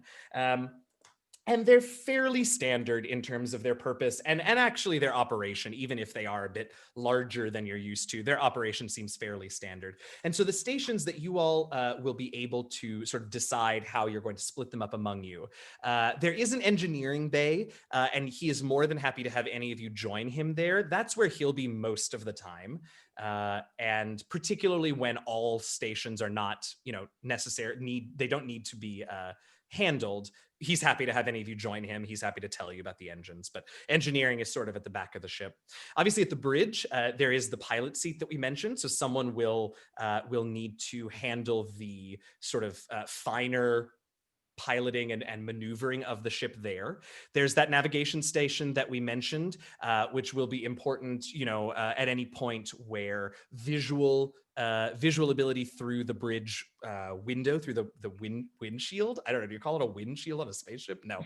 But through, if visuals aren't enough, the navigation system or the navigation station will be important for that. On the other side of the pilot seat is the sensor array. That's to keep an eye on, everything from other ships in the vicinity to, space bodies, asteroids, meteors, small bodies, and things that the pilot will need to be aware of to avoid. And then there are actually two, one on each wing, tactical stations where you have access to the ship's defenses, which include a series of missiles, defensive missiles that you're able to use, and then basic sort of turret gun stations. And anyone who is in one of the tactical stations has access to both the missiles and the turret. And so after he has sort of taken you all on that tour, he says, so who wants what? Bertrand, Yes. where's your communication station? It's my specialty. He says, oh, yes, of course. I should have mentioned the communications abilities are rolled into the sensor array as well. You can both receive visual and communication signals as well as send from there. I'd rather be the captain. He forgets himself for a moment and goes, well, that's sort of what I expected. Oh, apologies. Is there someone more qualified that has the entire manual committed to memory? Great big eyes at the beginning of that sentence. And then by the time you get to the end of it, he just sort of slack-jawed, trunk, was sort of up and out of the way, just completely flabbergasted. He says, you have memorized, but how? I've memorized everything that is on your system, except for the folder marked "Keep out for Bertrand's eyes only." And he... I do respect privacy. His eyes get... I just feel like I'm always saying poor Bertrand's eyes are big, but he's very excited to meet the four of you. He says, I forgot about that. Thank you for respecting privacy, and I look forward to serving as your chief engineer, Captain Sila 919. Yes, please address me as such. He nods. And the rest, he sort of turns to the rest of you and says, and the rest of you? Yes, I can pilot in a pinch, but seeing as that is taken, navigation is not a problem for me. Excellent. He hands you a booster seat and sort of gestures to the nav station. I will take tactical given the opportunity. Oh, of course, yes. We'll take your pick. And Invicta, that leaves a second tactical station or the sensor and communication array. She just gives Sila 919 a little look. Well, our dear captain has already said that her expertise is in communications, so I'll take the other tactical spot. He nods and says, excellent. Do be aware, all of you, that, of course, you are not required to remain at your stations at all times. Should the need arise for stations to be handled, there will be an all-ship call, and you will report at that time. But please, feel free to make my ship your ship. Certainly. Excellent. Captain Sila 919, are we ready to begin pre-flight checks?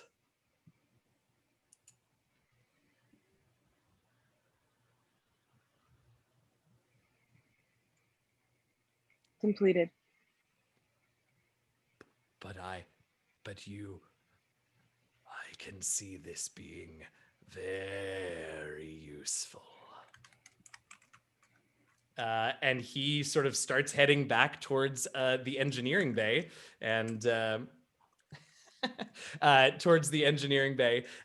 and I guess if y'all are ready, you can take her out of the hangar and head her towards Hathaway. There are, the coordinates of Hathaway are put into the ship. And of course, any information that you require can be found in the systems. Are we ready for takeoff? Yeah, I'm gonna relay all the information to Sila 919 since I'm in navigation. Like Absolutely. During leaving orbit or a station or like a port, that's like one of the more dangerous times. So I know that they're probably capable. I know that she's probably capable of figuring that out, but I'm just being redundant. And before we take off, I'm gonna reach into my rucksack and I'm gonna grab a hammock and then try and find a place in navigation to kind of clip it with 2 carabiners to get ready to probably stay around the station for a little bit, but to be ready to be comfortable. Cool. I love that. All right.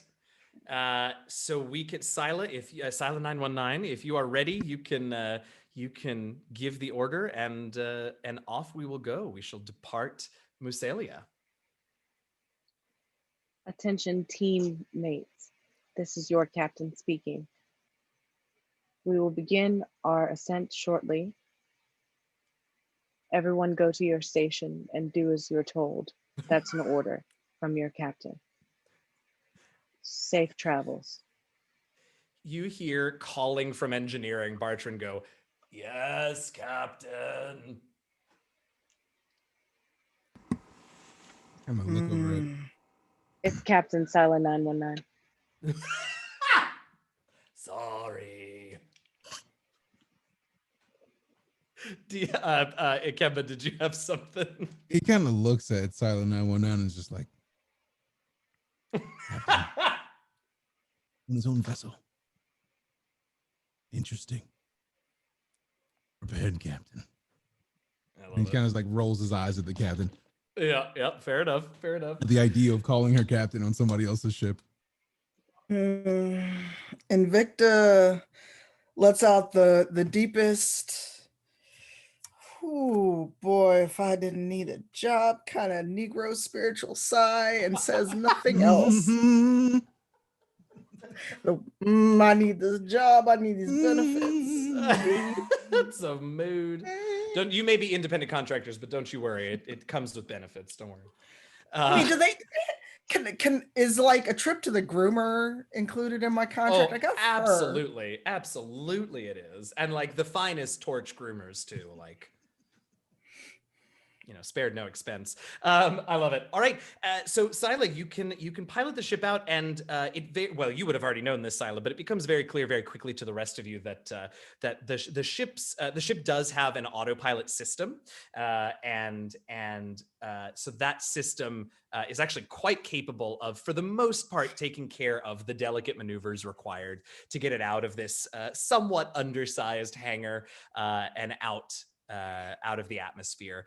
And so you all sort of strap in and the engines engage, and it's remarkable. An upside of these chairs, all of these seats being so oversized and so overstuffed for people much larger than you, is that as the engines rev up and as you all begin to exit the atmosphere and the force pressing against you increases, you actually find yourselves sort of like nestling almost comfortably into these oversized plush chairs that you all are in. Well, I don't know that the Hathaway would call them plush, but for you all, they feel like plush chairs, and they just you sort of sink into them as the G-forces press against you.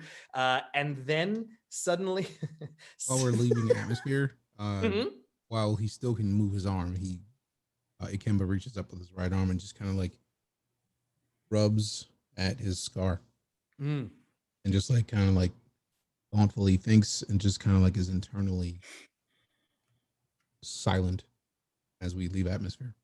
Yeah. For those of you who would care to look, who are either in a tactical station or on the bridge, where there is again, gotta come up with a word, not a windshield, but whatever, the viewing, windshield whatever. Debris shield?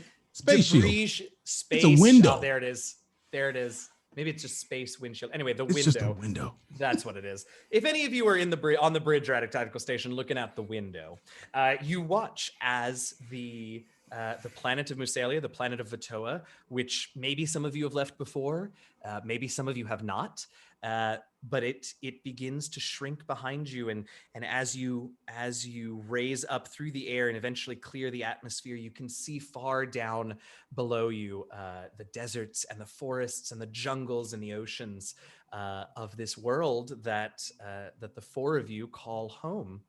And you leave it behind, and it's visible for quite some time, and then just sort of becomes one of innumerable specks of light in the black of space. And you all have left the planet. You've taken off. You're on your ship. How very exciting. So you've got basically the rest of today before Bertrand expects anything sort of interesting to happen. The autopilot really can take care of things for this first day and a half. So I'm wondering what the four of you are up to once you're clear of the atmosphere, all clear is given, and things are sort of handling themselves. What are the four of you going to get up to? Actually gonna turn to Ikemba because I noticed him rubbing his scar. Want to talk about it?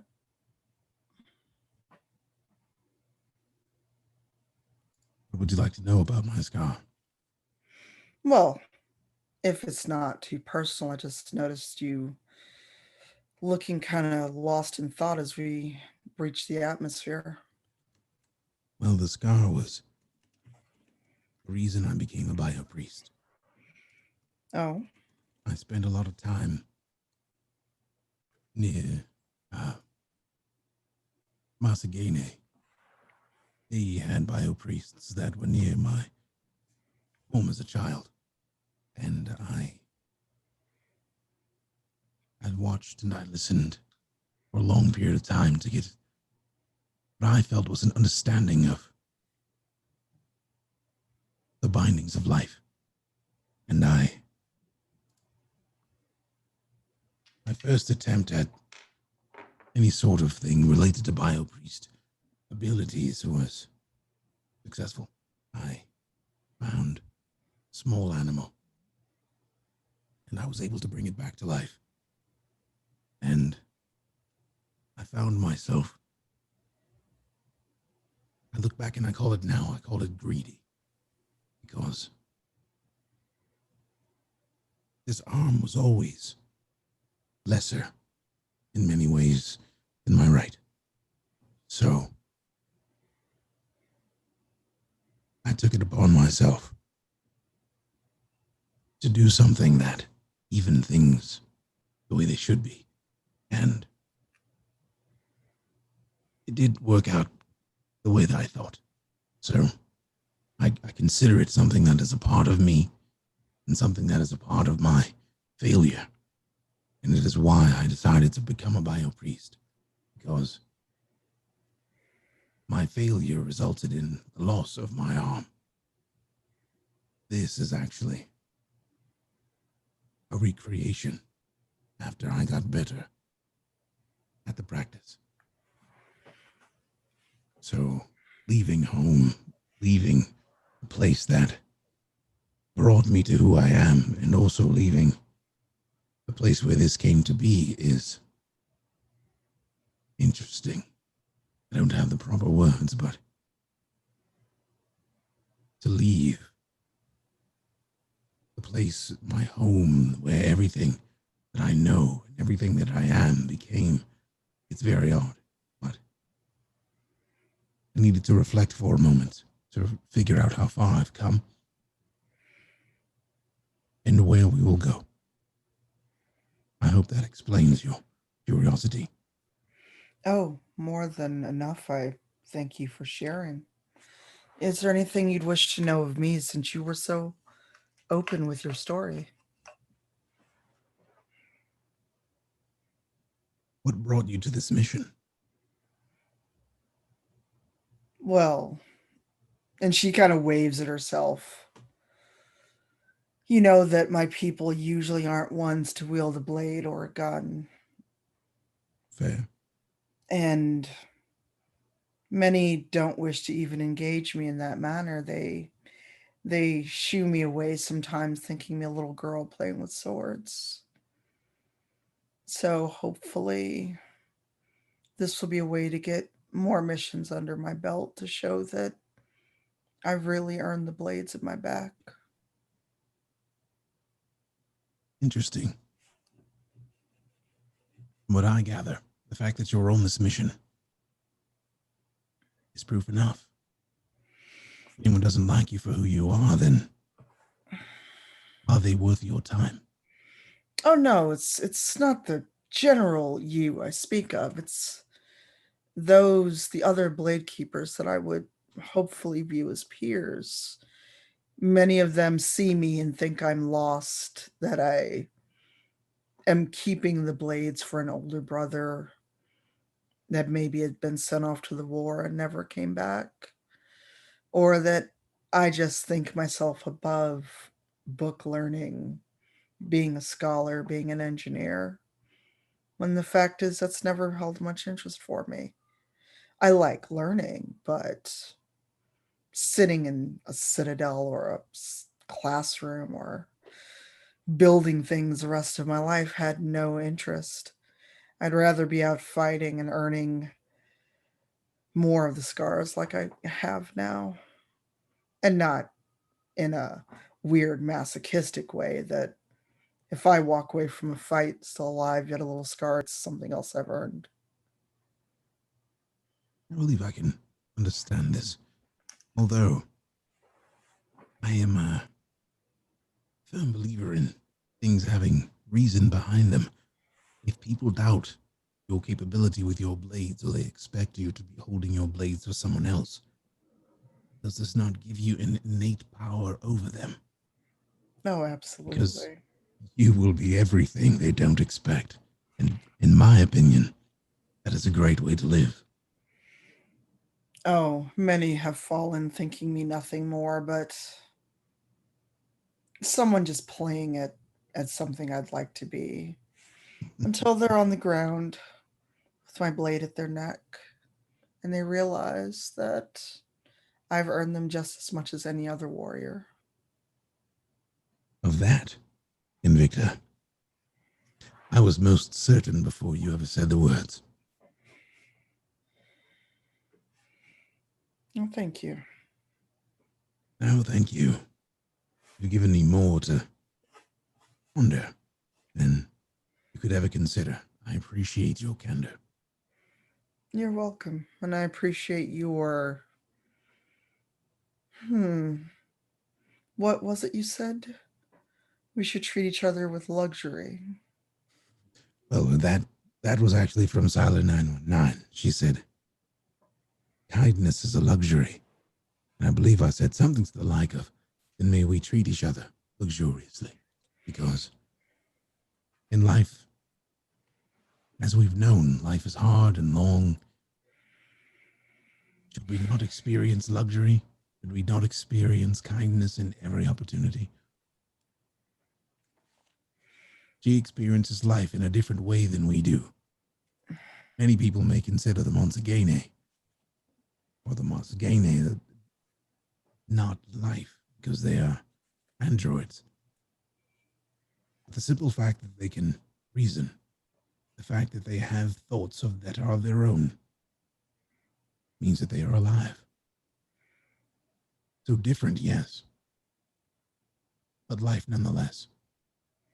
And in my opinion, everyone that lives should experience kindness and kind. If that makes any sense. Oh, it makes perfect sense. And the way that she wields her wit and those tentacles of her that she sometimes calls braids, Yeah, there's no doubt she's quite alive. I was not aware that there was a doubt. I don't know. There's still a coldness about her, even though her words are sharp as my blade. Well, to be fair, android, yes. Not any idea of humanity or Ilay. It's a situational thing. I imagine she may have only spent more time with her kind than ours, or yours, but I feel she'll warm to it. She did point out that kindness is friends, and I thought that would be an interesting thing, considering this is a trip with many of different backgrounds. And we can just hope that she does warm up to us. The warmth is there. It's more just situational. At her core, she will always be somewhat to the point, as is probably a good idea. The fact that we're having this conversation, were this to Onzagene, I'd imagine this would have been done in half a second. True. We would have had all of this and more, all of the data shared, completed.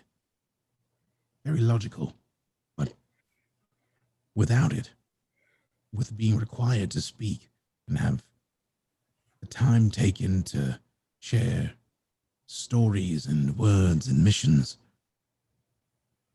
I imagine we seem quite dull to her, so it makes sense that she would be a bit short. Being bored of us and all. More than fair. More than fair. I'll try to keep that in mind and be a bit more patient with her. I think it's less a need of being more patient and an understanding of what she comes from. And I say comes from because no one is what they are at birth. I'm sure she's grown 1,000-fold compared to what she was ever expected to be. And she will grow 1,000-fold more. But in interacting with other species and life forms, imagine it takes time to acclimate yourself. We don't know how long she's been acclimating with other kinds. That's all. At least in my opinion. True. I like you. I like you as well. Thank you. The pleasure is mine. I aim to be luxurious and all. And she actually reaches over and gives him a little bit of dap. She likes him. He bounces it What? back and explodes a little bit. Ah, what a delightful first extended PC interaction. I'm just delighted. Thank you both. That was so great. Yeah. And I think, I think that conversation sort of spans, the rest of the day, and maybe it continues on a little bit. And I think you two have sort of come to an understanding sort of about your views on the world, which I think is amazing. Ilay and Sila, how about you all? How are you together or separately? How are you all spending sort of the first day in space? So Ilay is going to take maybe about an hour to plot everything on navigation, make sure everything's going correctly, and then Ilay knows like the ship etiquette to go report to the captain or whoever's captain at the moment. So Ilay is gonna go over to Sila 919. Captain Sila 919, just reporting that we're going to be making our journey at the proper time, showing that your navigation of everything so far has been very efficient.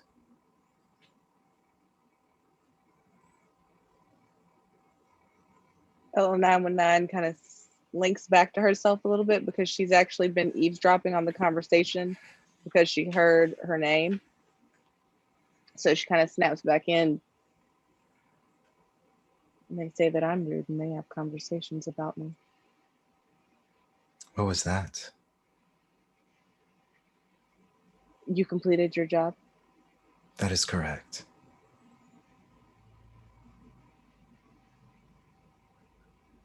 Why are you still here? Well, just checking in on our captain. Captain Silent 919.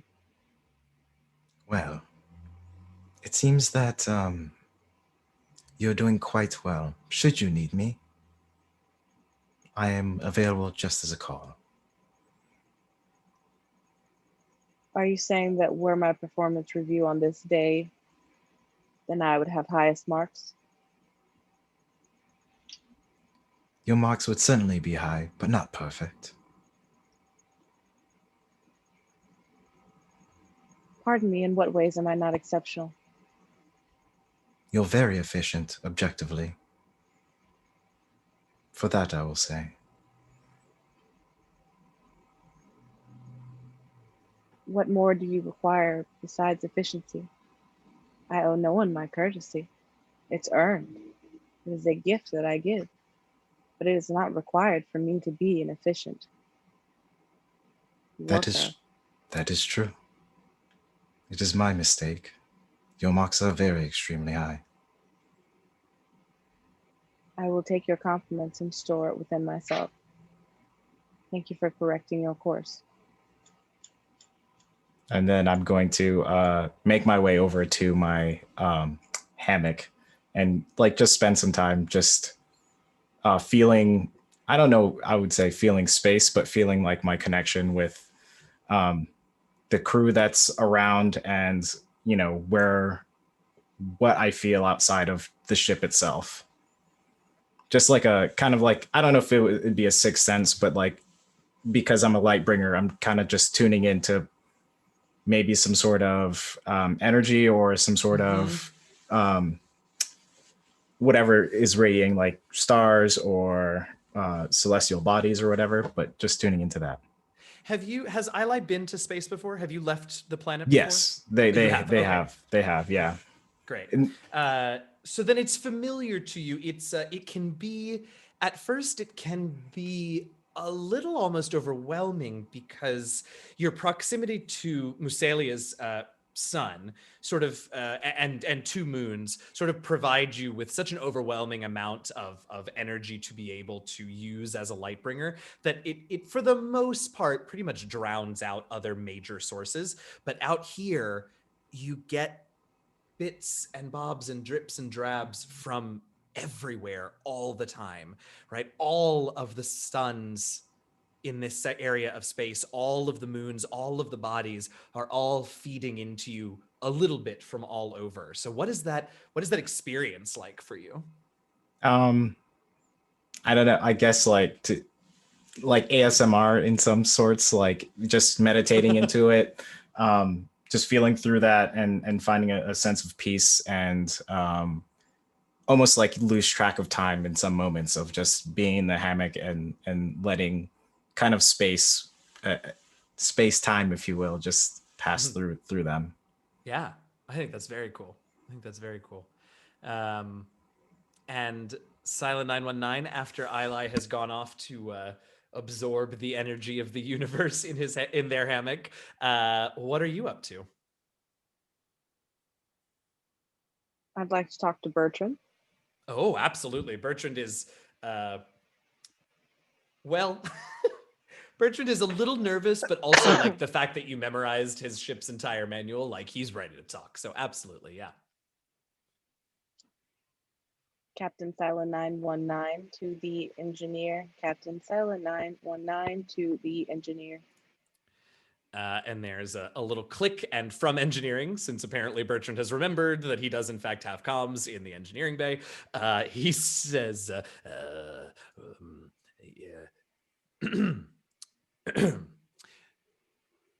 Master Steelsmith Bertrand the Third Grand Engineer First Class reporting for Captain Sila 919.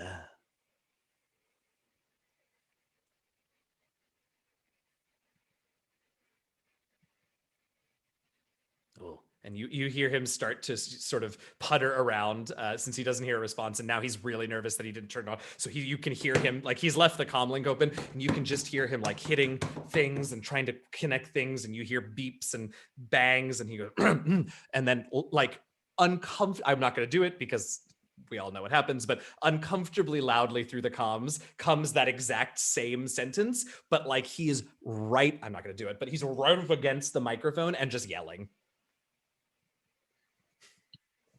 This is the portion where we make small talk. Sorry. He says, back into it. He says, well, Captain Silent 919, how are you?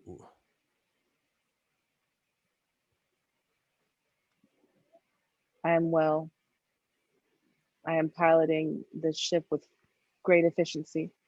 We shall arrive to our destination at the given time. And other than that, we are doing well. Excellent. As we are engaging in small talk, might I ask what brings you to this mission? I was asked. And there's sort of a long pause to Bertrand is not, he's beginning to sort of figure this out, but he's never quite sure if you're done. So he's sort of, there's silence for a moment. And then very hurriedly, well, yes, of course. And have you been off planet before?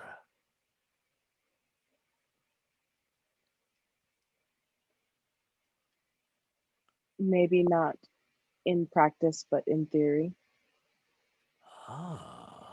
You have trained as a pilot and captain then. I have read all of the required materials and am adept at what needs to be done. Well, I look forward to you having the experience of putting theory into practice. My dear wistful wish, she's a solid one. How does she feel to you? I would like to make a point to an earlier statement that came out of your mouth. I think that it is important to realize that you cannot get experience if you are not given the chance to be experienced. So in this moment, I am becoming even more experienced. The moment I started this ship, I became experienced.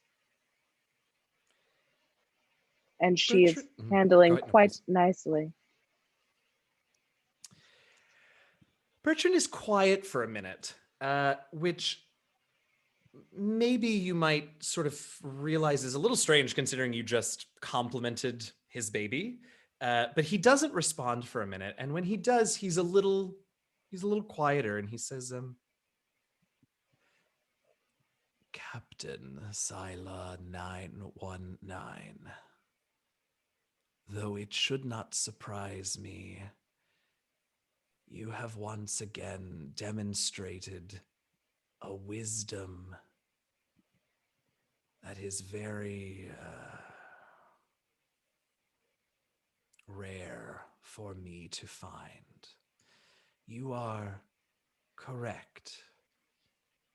Experience requires opportunity. I know something of this.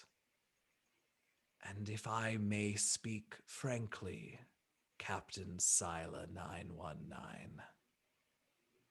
it gives me great pleasure to provide you with opportunity.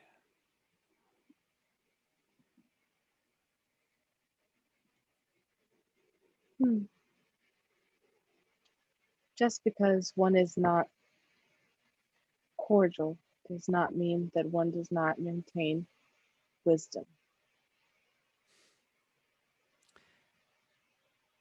Of course. And ultimately, as you undoubtedly well know, what is cordial to some may be rude to others. As Ikemba said, we must treat each other. What was his word? Luxuriously. Yes. And perhaps for each of us, that means something a little different.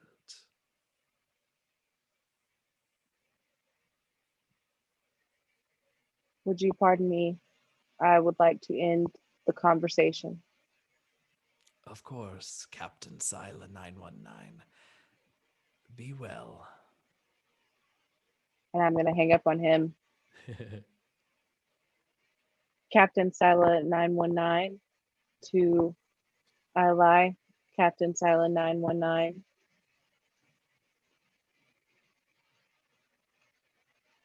Captain Sila 919 to Ilay. Again, this is Captain Sila 919. Yes, I'm on my way. And I'm going to No, please do not make your presence known. Only your voice is required. speak then. You did a great job, and you will enjoy this positive reinforcement. I appreciate that. And your job as well is marvelous. And I appreciate you taking care of all of us and honoring Bertrand's ship. I am very talented, yes. Thank you. Goodbye. Goodbye.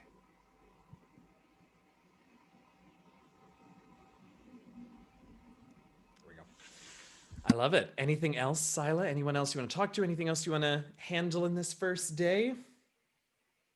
That will be enough kindness for one day. Mood. All right. So, Before we move, yeah, please, Ikemba, go how ahead. close are our stations? Your tactical station, your and Invicta's tactical stations are a little bit further away than everyone else. So Silent 919 and Ilay both have bridge stations. So they're both, within eyesight of each other. You two, though, at your tactical stations are further out on the two wings. And so I don't know that you have line of sight, as it were, to the bridge. That's all I need to know. Appreciate you. You got it. You got it. Thank you much. So the rest of the day passes, and you all sort of settle into your routines and your roles. Checking in at your stations every now and again, having conversations with each other. Bertrand is thrilled to have you all aboard. You get the sort of sense that his trip here by himself, he was a bit lonely, and also he just seems generally at ease. If you ever ask him about the trip over to Massalia, like, you can tell it was very stressful. Him piloting, taking care of the trip all on his own. He's very relieved to have assistance and other people aboard. It is, and Ilay, you would know this as well, since you've charted out the course and would have seen that this was the case. About midday the next day is when you all are going to be passing in the area of heavy solar flare activity. And so, Bertrand reminds all of you that is a time that it would probably be best for everyone to be at stations. Odds that nothing are going to happen are high, but in case there is a surprise storm, it is important that you all be ready for anything. And it wouldn't be an interesting RPG if something didn't go wrong when the NPCs least expected it. And so we find ourselves on the second day of travel. You all are approaching this dangerous area of solar activity. And Sila and Ilay, both of you, since you're at the bridge, both of you notice that the sensor station, some sort of alarm on the sensor station is going off, but at the moment, no one is manning the sensor station to take note of that. But you both see that it's happening. I'm gonna head away from navigation for a minute to go check out the sensors. And as you do, it's a pretty bare bones sort of report, but basically what the sensors are picking up is increased electrical and particle activity, which is consistent with a fairly large solar flare. And while you're there looking at this readout on the sensors, several more alarms begin to go off from sensors sort of all over the exterior of the ship, indicating to you that these storms, these solar storms, this increased activity is actually is sort of coming from all sides, and you all are you're right smack in the middle of the static, as Bertrand called it. And unfortunately, there are a bunch of different flares headed your way. So we are going to go into some of our first mechanical activities of this campaign. I want to take a minute to make you all wait in agony and suspense a bit longer, though, because we want to show off some really cool stuff that we have for you all. The folks over at Fandom have provided us with really, really neat digital character files that we're going to be using going forward. They're definitely sort of in a beta phase. These were put together expertly based on the information from session 0, but they're going to be upgraded, and they're going to be more information is going to be on there. The design is going to change, but we wanted to give you all a little taste of what a character file, kind of at least at this point in our process, looks like. So why don't we switch on over to that screen if we could? All right. And so here we are. Thank you very much. So here we are. You can see basically we have each of the 4 characters, Scylla, Ikemba, Ilay, and Invicta here on here. This is sort of our central little folio area. You can click on any of these to see their character sheets. So let's have a look at Scylla's sheet real quick, just so we can see what we're gonna, what Christina will be seeing. As we look in here. So you can see a couple of things about this sheet. You know what? I'm going to, rather than trying to look at it slightly delayed on the stream, I'm just going to open it myself. That seems much smarter. All right. So you can see on the left, the very first thing that you can see is a plot point tracker. Now, we talked a little bit about plot points before, but that's going to be really important for everyone, because plot points are sort of your life rafts in a lot of situations, and they're your currency to be able to do cool stuff. So that's where you can track those. Anytime you get a plot point, you can increase that number and decrease right there. Right below that, we see that there are places where you can have a look at what stress levels you have. You know, all the ones that we talked about in session 0, you can take a look at your stress and modify your stress. There's also a tab there for narrator and player roles. What's interesting about this system is you can actually click on the narrator player roles area, and you can see where I, as the narrator, the storyteller, I'm building dice pools and making rolls, and the players can see that happening in real time. In fact, here, since you've got that open for us and people are looking, let me go ahead and just toss together some sort of dice pool here for us to have a look at. So there we go. So we've got a few, let me see, let me have a look here. Got a few dice in there, and I'm going to hit roll, and they should, if I'm not mistaken, they should, I think, did they show up? Did they not show up? Well, like I said, we're still working out the bugs. Anyway, so we can close that narrator player role thing. Eventually, that's what that will do for us. And then there's a note section there. Now, more to the point, and this is what we're going to look at quickly with everybody. All of the things, if you were here for session 0 and you remember what we talked about, they're all indicated here. So you see the most important top 3 things here on Scylla's sheet are her culture, Manzagene, her personality, do it right or get out of my way, and her profession, biopriest. And you can see over on the right, D8s in all of those, as we discussed. Or if Scylla 919 feels that being a part of the Manzagene culture or the biopiece profession is going to actually hinder her dice roll, she can instead choose to take a D4 and add it to her dice pool. And there's a little reminder there that if she decides to do that, she is entitled to an additional plot point. So all you really do on these sheets is take the dice. So let's say, for example, the D8 under culture, you would click, drag that over to the right into the dice pool section, and that would begin building your dice pool. Simple as that. If we scroll down a little bit from here, you can see where the skills are. Now, at the moment, Scylla has not, we haven't taken any of the skill step-ups. Scylla saved all 12 of her points. So right now, all she has in skills is untrained, but we'll see in some of the other character sheets that some of the step-ups that they've taken are going to be represented there. We don't have any specializations. That's sort of a corner case for the no skill. And then you can see our 6 values and how Scylla has distributed those dice. Just like with her distinctions at the top, if she decides that, say, exploration is going to be useful in this role, she can click and drag that D6 into her dice pool, and that'll just automatically add it in there to be rolled when she's done. Finally, at the bottom, we see her 2 assets, her weaponized braids and her lie detector monocle, and those are both rated at D6. So basically, you can click and drag and build up a dice pool using whatever of these sections you want, one thing from each section, and then you hit roll and we see how things shake out. So that's what one of the sheets looks like. Let's have a look at the other character sheets just really quickly, so you all can get an idea of what everyone's working with here. And then we'll get into, I will end the anticipation and we'll get into this little moment of mechanical stress. So let's go ahead and go back and have a look at who's next. I think Ikemba is next. Oh, hi. Why?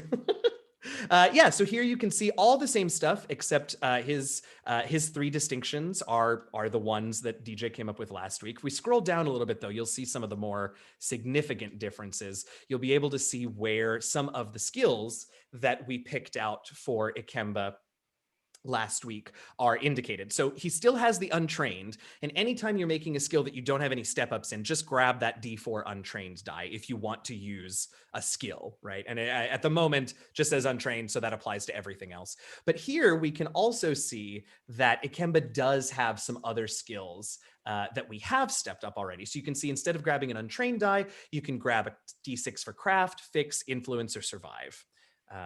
So that just makes it that much easier to say, oh, I want to use fix. Even if you don't remember what your die is, it's right there. Click, drag in the dice pool. Scrolling down, not much new to see. Values just laid out differently than Scylla. And we haven't assigned any signature assets for Ikemba yet, so there's nothing down there at the bottom. Let's pop over to Ilay's. I think that's going to be much the same as we're seeing here, but let's have a look. So we've got some different skills if we scroll down once we're here. If we scroll, we've got the Misajai, we've got the distinctions. You all have seen that. Different skills here, sort of coming to much the same thing, but with 4 different skills. And again, the values at the bottom. And last but not least, let's have a look at Invicta's sheet. Now, Invicta does have a few other things for us to take in. You can see, first of all, that she actually has, we did a little modification in between sessions, but you can see that she has a D6 in Fix and Survive. She actually has a D8 in No, so she's stepped up No twice. So you can see that represented here with a higher die. And then she does have, when you step up the no skill, you get a free specialization, and we can see that in the specialization section. She has weapons, rated at a D6. So in theory, what she could do as she's building a dice pool, if it has something to do with the lore of a particular blade, let's say, she could grab, obviously, a D8 from no in the skills section. And then unless she spends a plot point, that's the only die she can take out of skills. But specializations is its own category, so she's also able to grab that D6 specialization for weapons, toss that into her dice pool as well. Below that, as we've seen with others, the 6 values, and Invicta does have a single asset rated at a D8, her Aventera dagger. So like I said, this is going to keep getting updated. We'll keep showing you all bits of this as we update it, but that's what the players are working with. We won't show you my screen, but this week, maybe we'll show it to you in future weeks, but I have sort of a master sheet that Fandom has put together for me where I can watch as the players put together their dice pools, watch their results as they roll, and create my own stuff. It's pretty slick, I gotta say, but we wanted to share that all with you because it's very cool. All right. Well, speaking of dice, shall we roll some, y'all? Let's go. All right. So Ilay, you have noted that you all are smack in the middle of the static. And right as you note that, Bertrand gets on the all-call comms system and sort of announces, Bertrand, Grand Engineer, all to stations. We are in the static and I feel... source sensors report? Sorry, Captain Sila 919.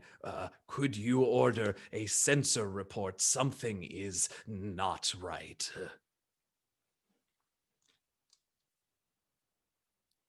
Provide sensor report. Yes, Captain Sila 919. It seems that we are in the middle of the solar storm that Bertrand mentioned earlier. It seems that there are solar flares coming from every direction, and I'm saying this over the all call, and having a little bit hard time interpreting all this information on the sensors, but from the general of it, seems that there are solar storms everywhere. Permission to go back to navigation to find a way out of this. Permission granted. Bertrand, please return. Yes, Captain Sila 919. If I may, I will do all I can to provide power to the ship's engines and monitor power in all other stations. It will be up to you to navigate through this storm to avoid direct hits from solar energy and particles, and to be aware of any other debris that is riding the waves of this solar storm. The Wistful Wish is a capable vessel, but she will require all of your attention. Thank you for providing mandatory updates. If anything comes to your mind that may be of assistance in helping us, sometimes the greatest thing we can do as captains is take advice. Please update at your leisure. Not at your leisure. We are in an emergency situation. Goodbye. And as you cut off the comm, the ship is rocked with the first sort of preliminary wave of solar energy. And am I safe in assuming that you all have taken to your stations? Yes. I suppose that's a big Yes. assumption. Okay, great. Big All right. yes. So here's what we've got. You all are about to ride your way through a massive sort of omnidirectional solar storm. There's going to be, there's the potential, I should say, for power outages if particles hit the wrong part of the ship. Sensors might go down, navs might go down. It could even take out one of the tactical stations if that happens. So you want to avoid that. There's going to be, as Bertrand said, there's going to be debris flying through. So you can either try and pilot around that, or either of you in the tactical station could try to blast any debris into smaller particles that won't harm the ship. Lots of options to get around this. And what I'm going to do is I'm going to have you all each put together a role for me that you feel like, is representative of what you are doing to help navigate the ship through this storm. Now, I know that's pretty open-ended, so I'll walk everybody through all of the steps. So basically, as I said when we were going through these sheets, you can grab one die from each of the main sections, wherever you feel that there is an appropriate thing for this. So for example, if I was let's see, what culture do we not have? If I was a Solansi fixer who believes that, I don't know, I'm not going to use my personality, so whatever. I could take my D8 from my fixer profession, because I think that that's going to give me some knowledge of how to work a ship. I'm going to take let's say I was in the pilot seat, so I would maybe take my fly skill die, toss that in. My value for, I don't know, maybe I would decide that glory is important to me. And in this moment, I'm going to be a bit of a hot shot and try and like be really impressive with what I'm doing. So I'm going to toss a glory die in, and that's my dice pool. And that's how I'm going to roll. What we're looking for are, well, obviously the best numbers possible. We don't want any ones because ones give me the opportunity to do terrible, terrible things. So does anyone have a dice pool and a little narrative about how you came up with it? Or does anyone want to, who wants to go first? Let's say, I got it. and we can work together. All right, Michael, let's do it. Or Ilay, let's do it. All right. So because what Ilay wants to do, I don't know if I declare what I want to do first and then say sure. what I'm doing. Okay, so Ilay wants to find a way to maybe use some of the solar flare, like one that can assist us getting out of this because we're surrounded by it. So they're going to try and use the most, what's the word for it? The best route just to get out of here, even if it's causing a little bit of damage to the ship, but knowing that that's going to get us out of this situation. So they're going to use Lightbringer, kind of knowing like how powerful stars are, like the feeling that they get from being around them.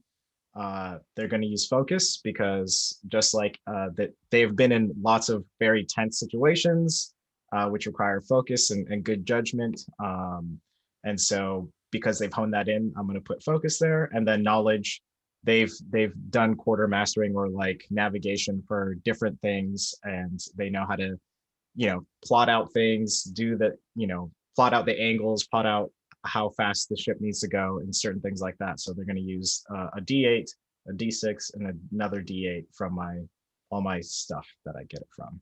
Okay. All right. I love that. So here's how this works. Before you roll, since this is what we call a test, as opposed to a contest, no one is actively working against you, Ilay. So that makes it a test. It just means you're trying to do something difficult. And what happens is I'm going to put together a dice pool first, and I'm going to roll it, and that my result will set your difficulty number. Does that make sense? Absolutely. Okay, so I'm going to say this is just the first waves of the solar storm. So I'm going to call this dice pool sort of the default for dice pools that I toss in. It's just 2 dice of the same type. Very easy. I'm going to toss D4s. Easy is D6s. I think it's challenging is D8s, difficult is D10s, and very difficult is D12s. So since this is just the first edge of this solar storm, I'm going to grab 2 D6s. And there's nothing particularly special about the solar storm. You don't have any stress that I can use against you. Pretty straight up, easy situation to be going on with to start. So I'm just rolling 2 D6s, and that's going to give me the difficulty. So I'm going to hit roll. And I rolled a 6 and a 3, which means my total is 9. So you are trying to get a result of 9. Now, one thing I should point out, and I don't remember if I mentioned this before, but you've got 3 dice in your dice pool. Mm-hmm. You're going to be picking 2 of them to add together as your total. You don't get to use all 3. The third one we'll use for something else here in a moment, but you're going to pick 2. So let's go ahead and see your roll if you're ready, Ilay. All right, rolling now. Okay, so no ones, so no hitches. That's excellent. Unfortunately, it looks like you rolled a 3, a 2, and a 2. So the best total that you can get is 5, which is not going to hit my target total of 9. Yep. So since this is a test and not a contest, and since you didn't roll any ones, you rolled no hitches, we just say that you did not succeed at what you were trying to do. But I'll let you narrate sort of what that failure looks like. Tell us about how you fail to, at least in this moment, find a good way out of this part of the storm. And at this moment, after reading the sensors and trying to get over to navigation, trying to recenter myself, try and get in the right perceiving everything that's going on, I may have miscalculated, something by the figure of like, by the power of 10 or something. And so because I messed that part up, it kind of ended up putting us more under the brunt of a solar flare, but still kind of maybe pushing us in the right direction or making us wobble a little bit. I don't know, something like that. Yeah, absolutely. I just realized, hang on a second. Yes, great. Okay. I just realized that I have more information to share with you all, but we've got about 10 minutes left tonight, so we're going to save that for later. Let's have, okay, so unfortunately, your navigator was unable to assist you in this moment. Who would like to throw together the next dice pool? I'll ready. do it. Let's go. You know what, Sila, I have a special thing for you, so I'm going to hold on to yours for just a minute. So let's go to Invicta real quick. All right, Invicta, tell us about what you're doing. All right, so I am using my culture because knowledge. Sure. So I'm taking that 8. And I'm taking survive. Okay, tell me more. Because this is not a good start to space travel. And all she is thinking of is, we're on the wing. This could go badly. And also, I would like to actually get to this planet that we're supposed to get to. Mm-hmm. So she's throwing a lot of into like her knowledge of training and survival. And then we can have, that's all we can roll, right? Because I haven't taken one for values. You can take a value die. Your dice pool can be as many dice as you want when you're choosing but you can only use 2 of the results for your total. But you can have, as many dice as there are categories if you want. Then I'm going to take duty because, like she does want everyone to get back and get safe. So that is my dice pool. Okay. And I'm going to roll it. Okay, hold on before you roll because I got to roll mine first. That's okay. Dagnabbit. That's okay. That's all right. Good. That's okay. I'm going to go ahead and roll mine though so that we can set that number. And actually, your result didn't pop up on mine, but I'm sure it did yours. So I'm going to go ahead and roll. All right. Oof, man. I never roll this well on digital dice rollers, but I rolled a 6 and a 4 this time. So our target number is 10. Oh, and yours just popped up. What did you get? I got a 10. All right. We're matched. We are matched, which unfortunately in Cortex is not enough to succeed. In Cortex, you have to beat the target number in order to succeed. So what does this look like for Invicta, who is trying to really pull from her training, both for survival and engineering, and just isn't quite able to do it? She is, she's trying not to freak out, and she barely keeps it together, and she's like looking around. She's looking over at Ikemba, and then she shoots off toward the bridge actually to see if there's a station where she can be of help, but she's kind of just in the way in that moment.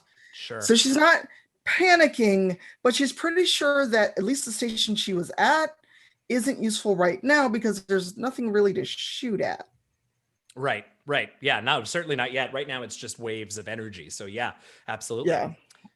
Ikemba, can we hop to you? You got a dice pool in mind? For me, it was more wanted to go with culture, Masalian culture. Okay, tell me why. Because that kind of goes with some of his background, actually. Sure. He has done work with space, and as a part of the culture, I feel like it's a space-based culture, so I feel like he kind of can understand a little bit about what's going on with the solar flares there. Survival is the second skill I wanted to go with because, he's trying to survive. And lastly, I wanted to go with his value of knowledge because that gives him a little bit more depth. I feel like when you combine the cultural and the knowledge, he knows solar flares, he knows them well. And because it's a space-based culture, he kind of understands a little bit more about what's going on, and he wants to go with those understandings to focus on solving the problem at hand. Okay. All right. That sounds good to me. So I'm sticking with my 2d6 dice pool to set our difficulty. So I'm going to hit roll and see what comes up. Okay. This time it's a 4 and a 2. So your difficulty number to beat is 6. So let's go ahead and have your roll and let's see what happens. Okay. I like that on-screen animation. That was nice. Whoa. All right. How'd you do? Okay. So the total, I got a 9, an 8, and a 5. Yeah, so if you want to grab that 9 and the 8, your total was a 17. You succeed brilliantly at attempting to sort of keep things together and manage this. So why don't you a little bit narrate that result for us? So kind of like Ikemba gets the panel that's in front of him, and he more just kind of senses where the flare is coming from, and his knowledge of solar flares in general gives him an idea of an equation that might help. So he kind of input, like he's like rapidly typing an equation out, and the possibility of using that equation to kind of dodge them right out of danger's way, and kind of like pushes the ship downward at just the right second for a lot of that flare to kind of go past us. I love that. I love that. Yes, excellent. Okay, we finally arrive at Captain Sila 919. Tell us about your dice pool, and then I'm going to add something to you. The captain is calm under pressure, as always. And I would like to use my Manthigane and knowledge to attempt to pull from whatever resources I have downloaded and find out exactly how to navigate through this quickly and to execute. Excellent. Now, what I'm going to add to yours is I'm going to say that you can take an additional D6. That's going to represent Ikemba's success. All of the different stations ultimately are feeding things to help you as the current pilot of this ship. It's not exactly the way I wanted that mechanic to work, but we are a little bit running short on time, so we're going to do it that way, and it's going to work fine. So if you would like, Sila 919, you can add an additional D6 to your dice pool, and that represents the asset the temporary asset that Ikemba created for you by succeeding in his role. So I'm going to go ahead and roll my difficulty roll. That is, it's a high one again. So that's a 6 and a 4 for a 10. Beat a 10 for us, Captain Sila 919.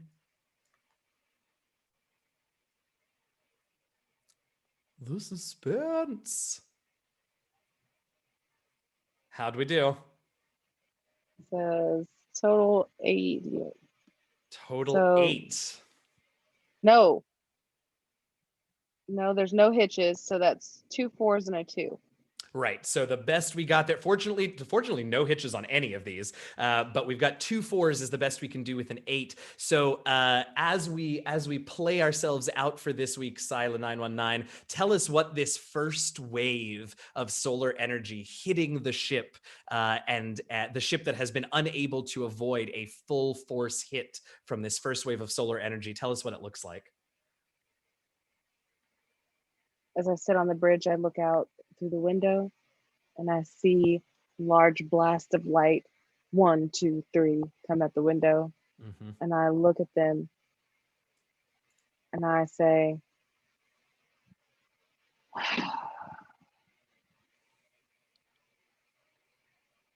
well, here we go. Oh, I was going to have Bertrand say something to close us out, but well, here we go is the perfect ending. That's where we're going to leave it for this week. Hey, yes. Thanks, everybody. Thank you so much. We're a little bit later, so we'll be quick with our outros, but I just want to say thank you all so much. This has been such a great first session. I'm very excited about these characters, the interpersonal relationships, and hey, we even got to roll some dice. So I'm very excited. Let's go around, let everybody know who you are, where they can find you on the interwebs, and any other promo stuff you want to share with us. Let's go in the same order that we did when we started this evening, which will bring us first to Michael.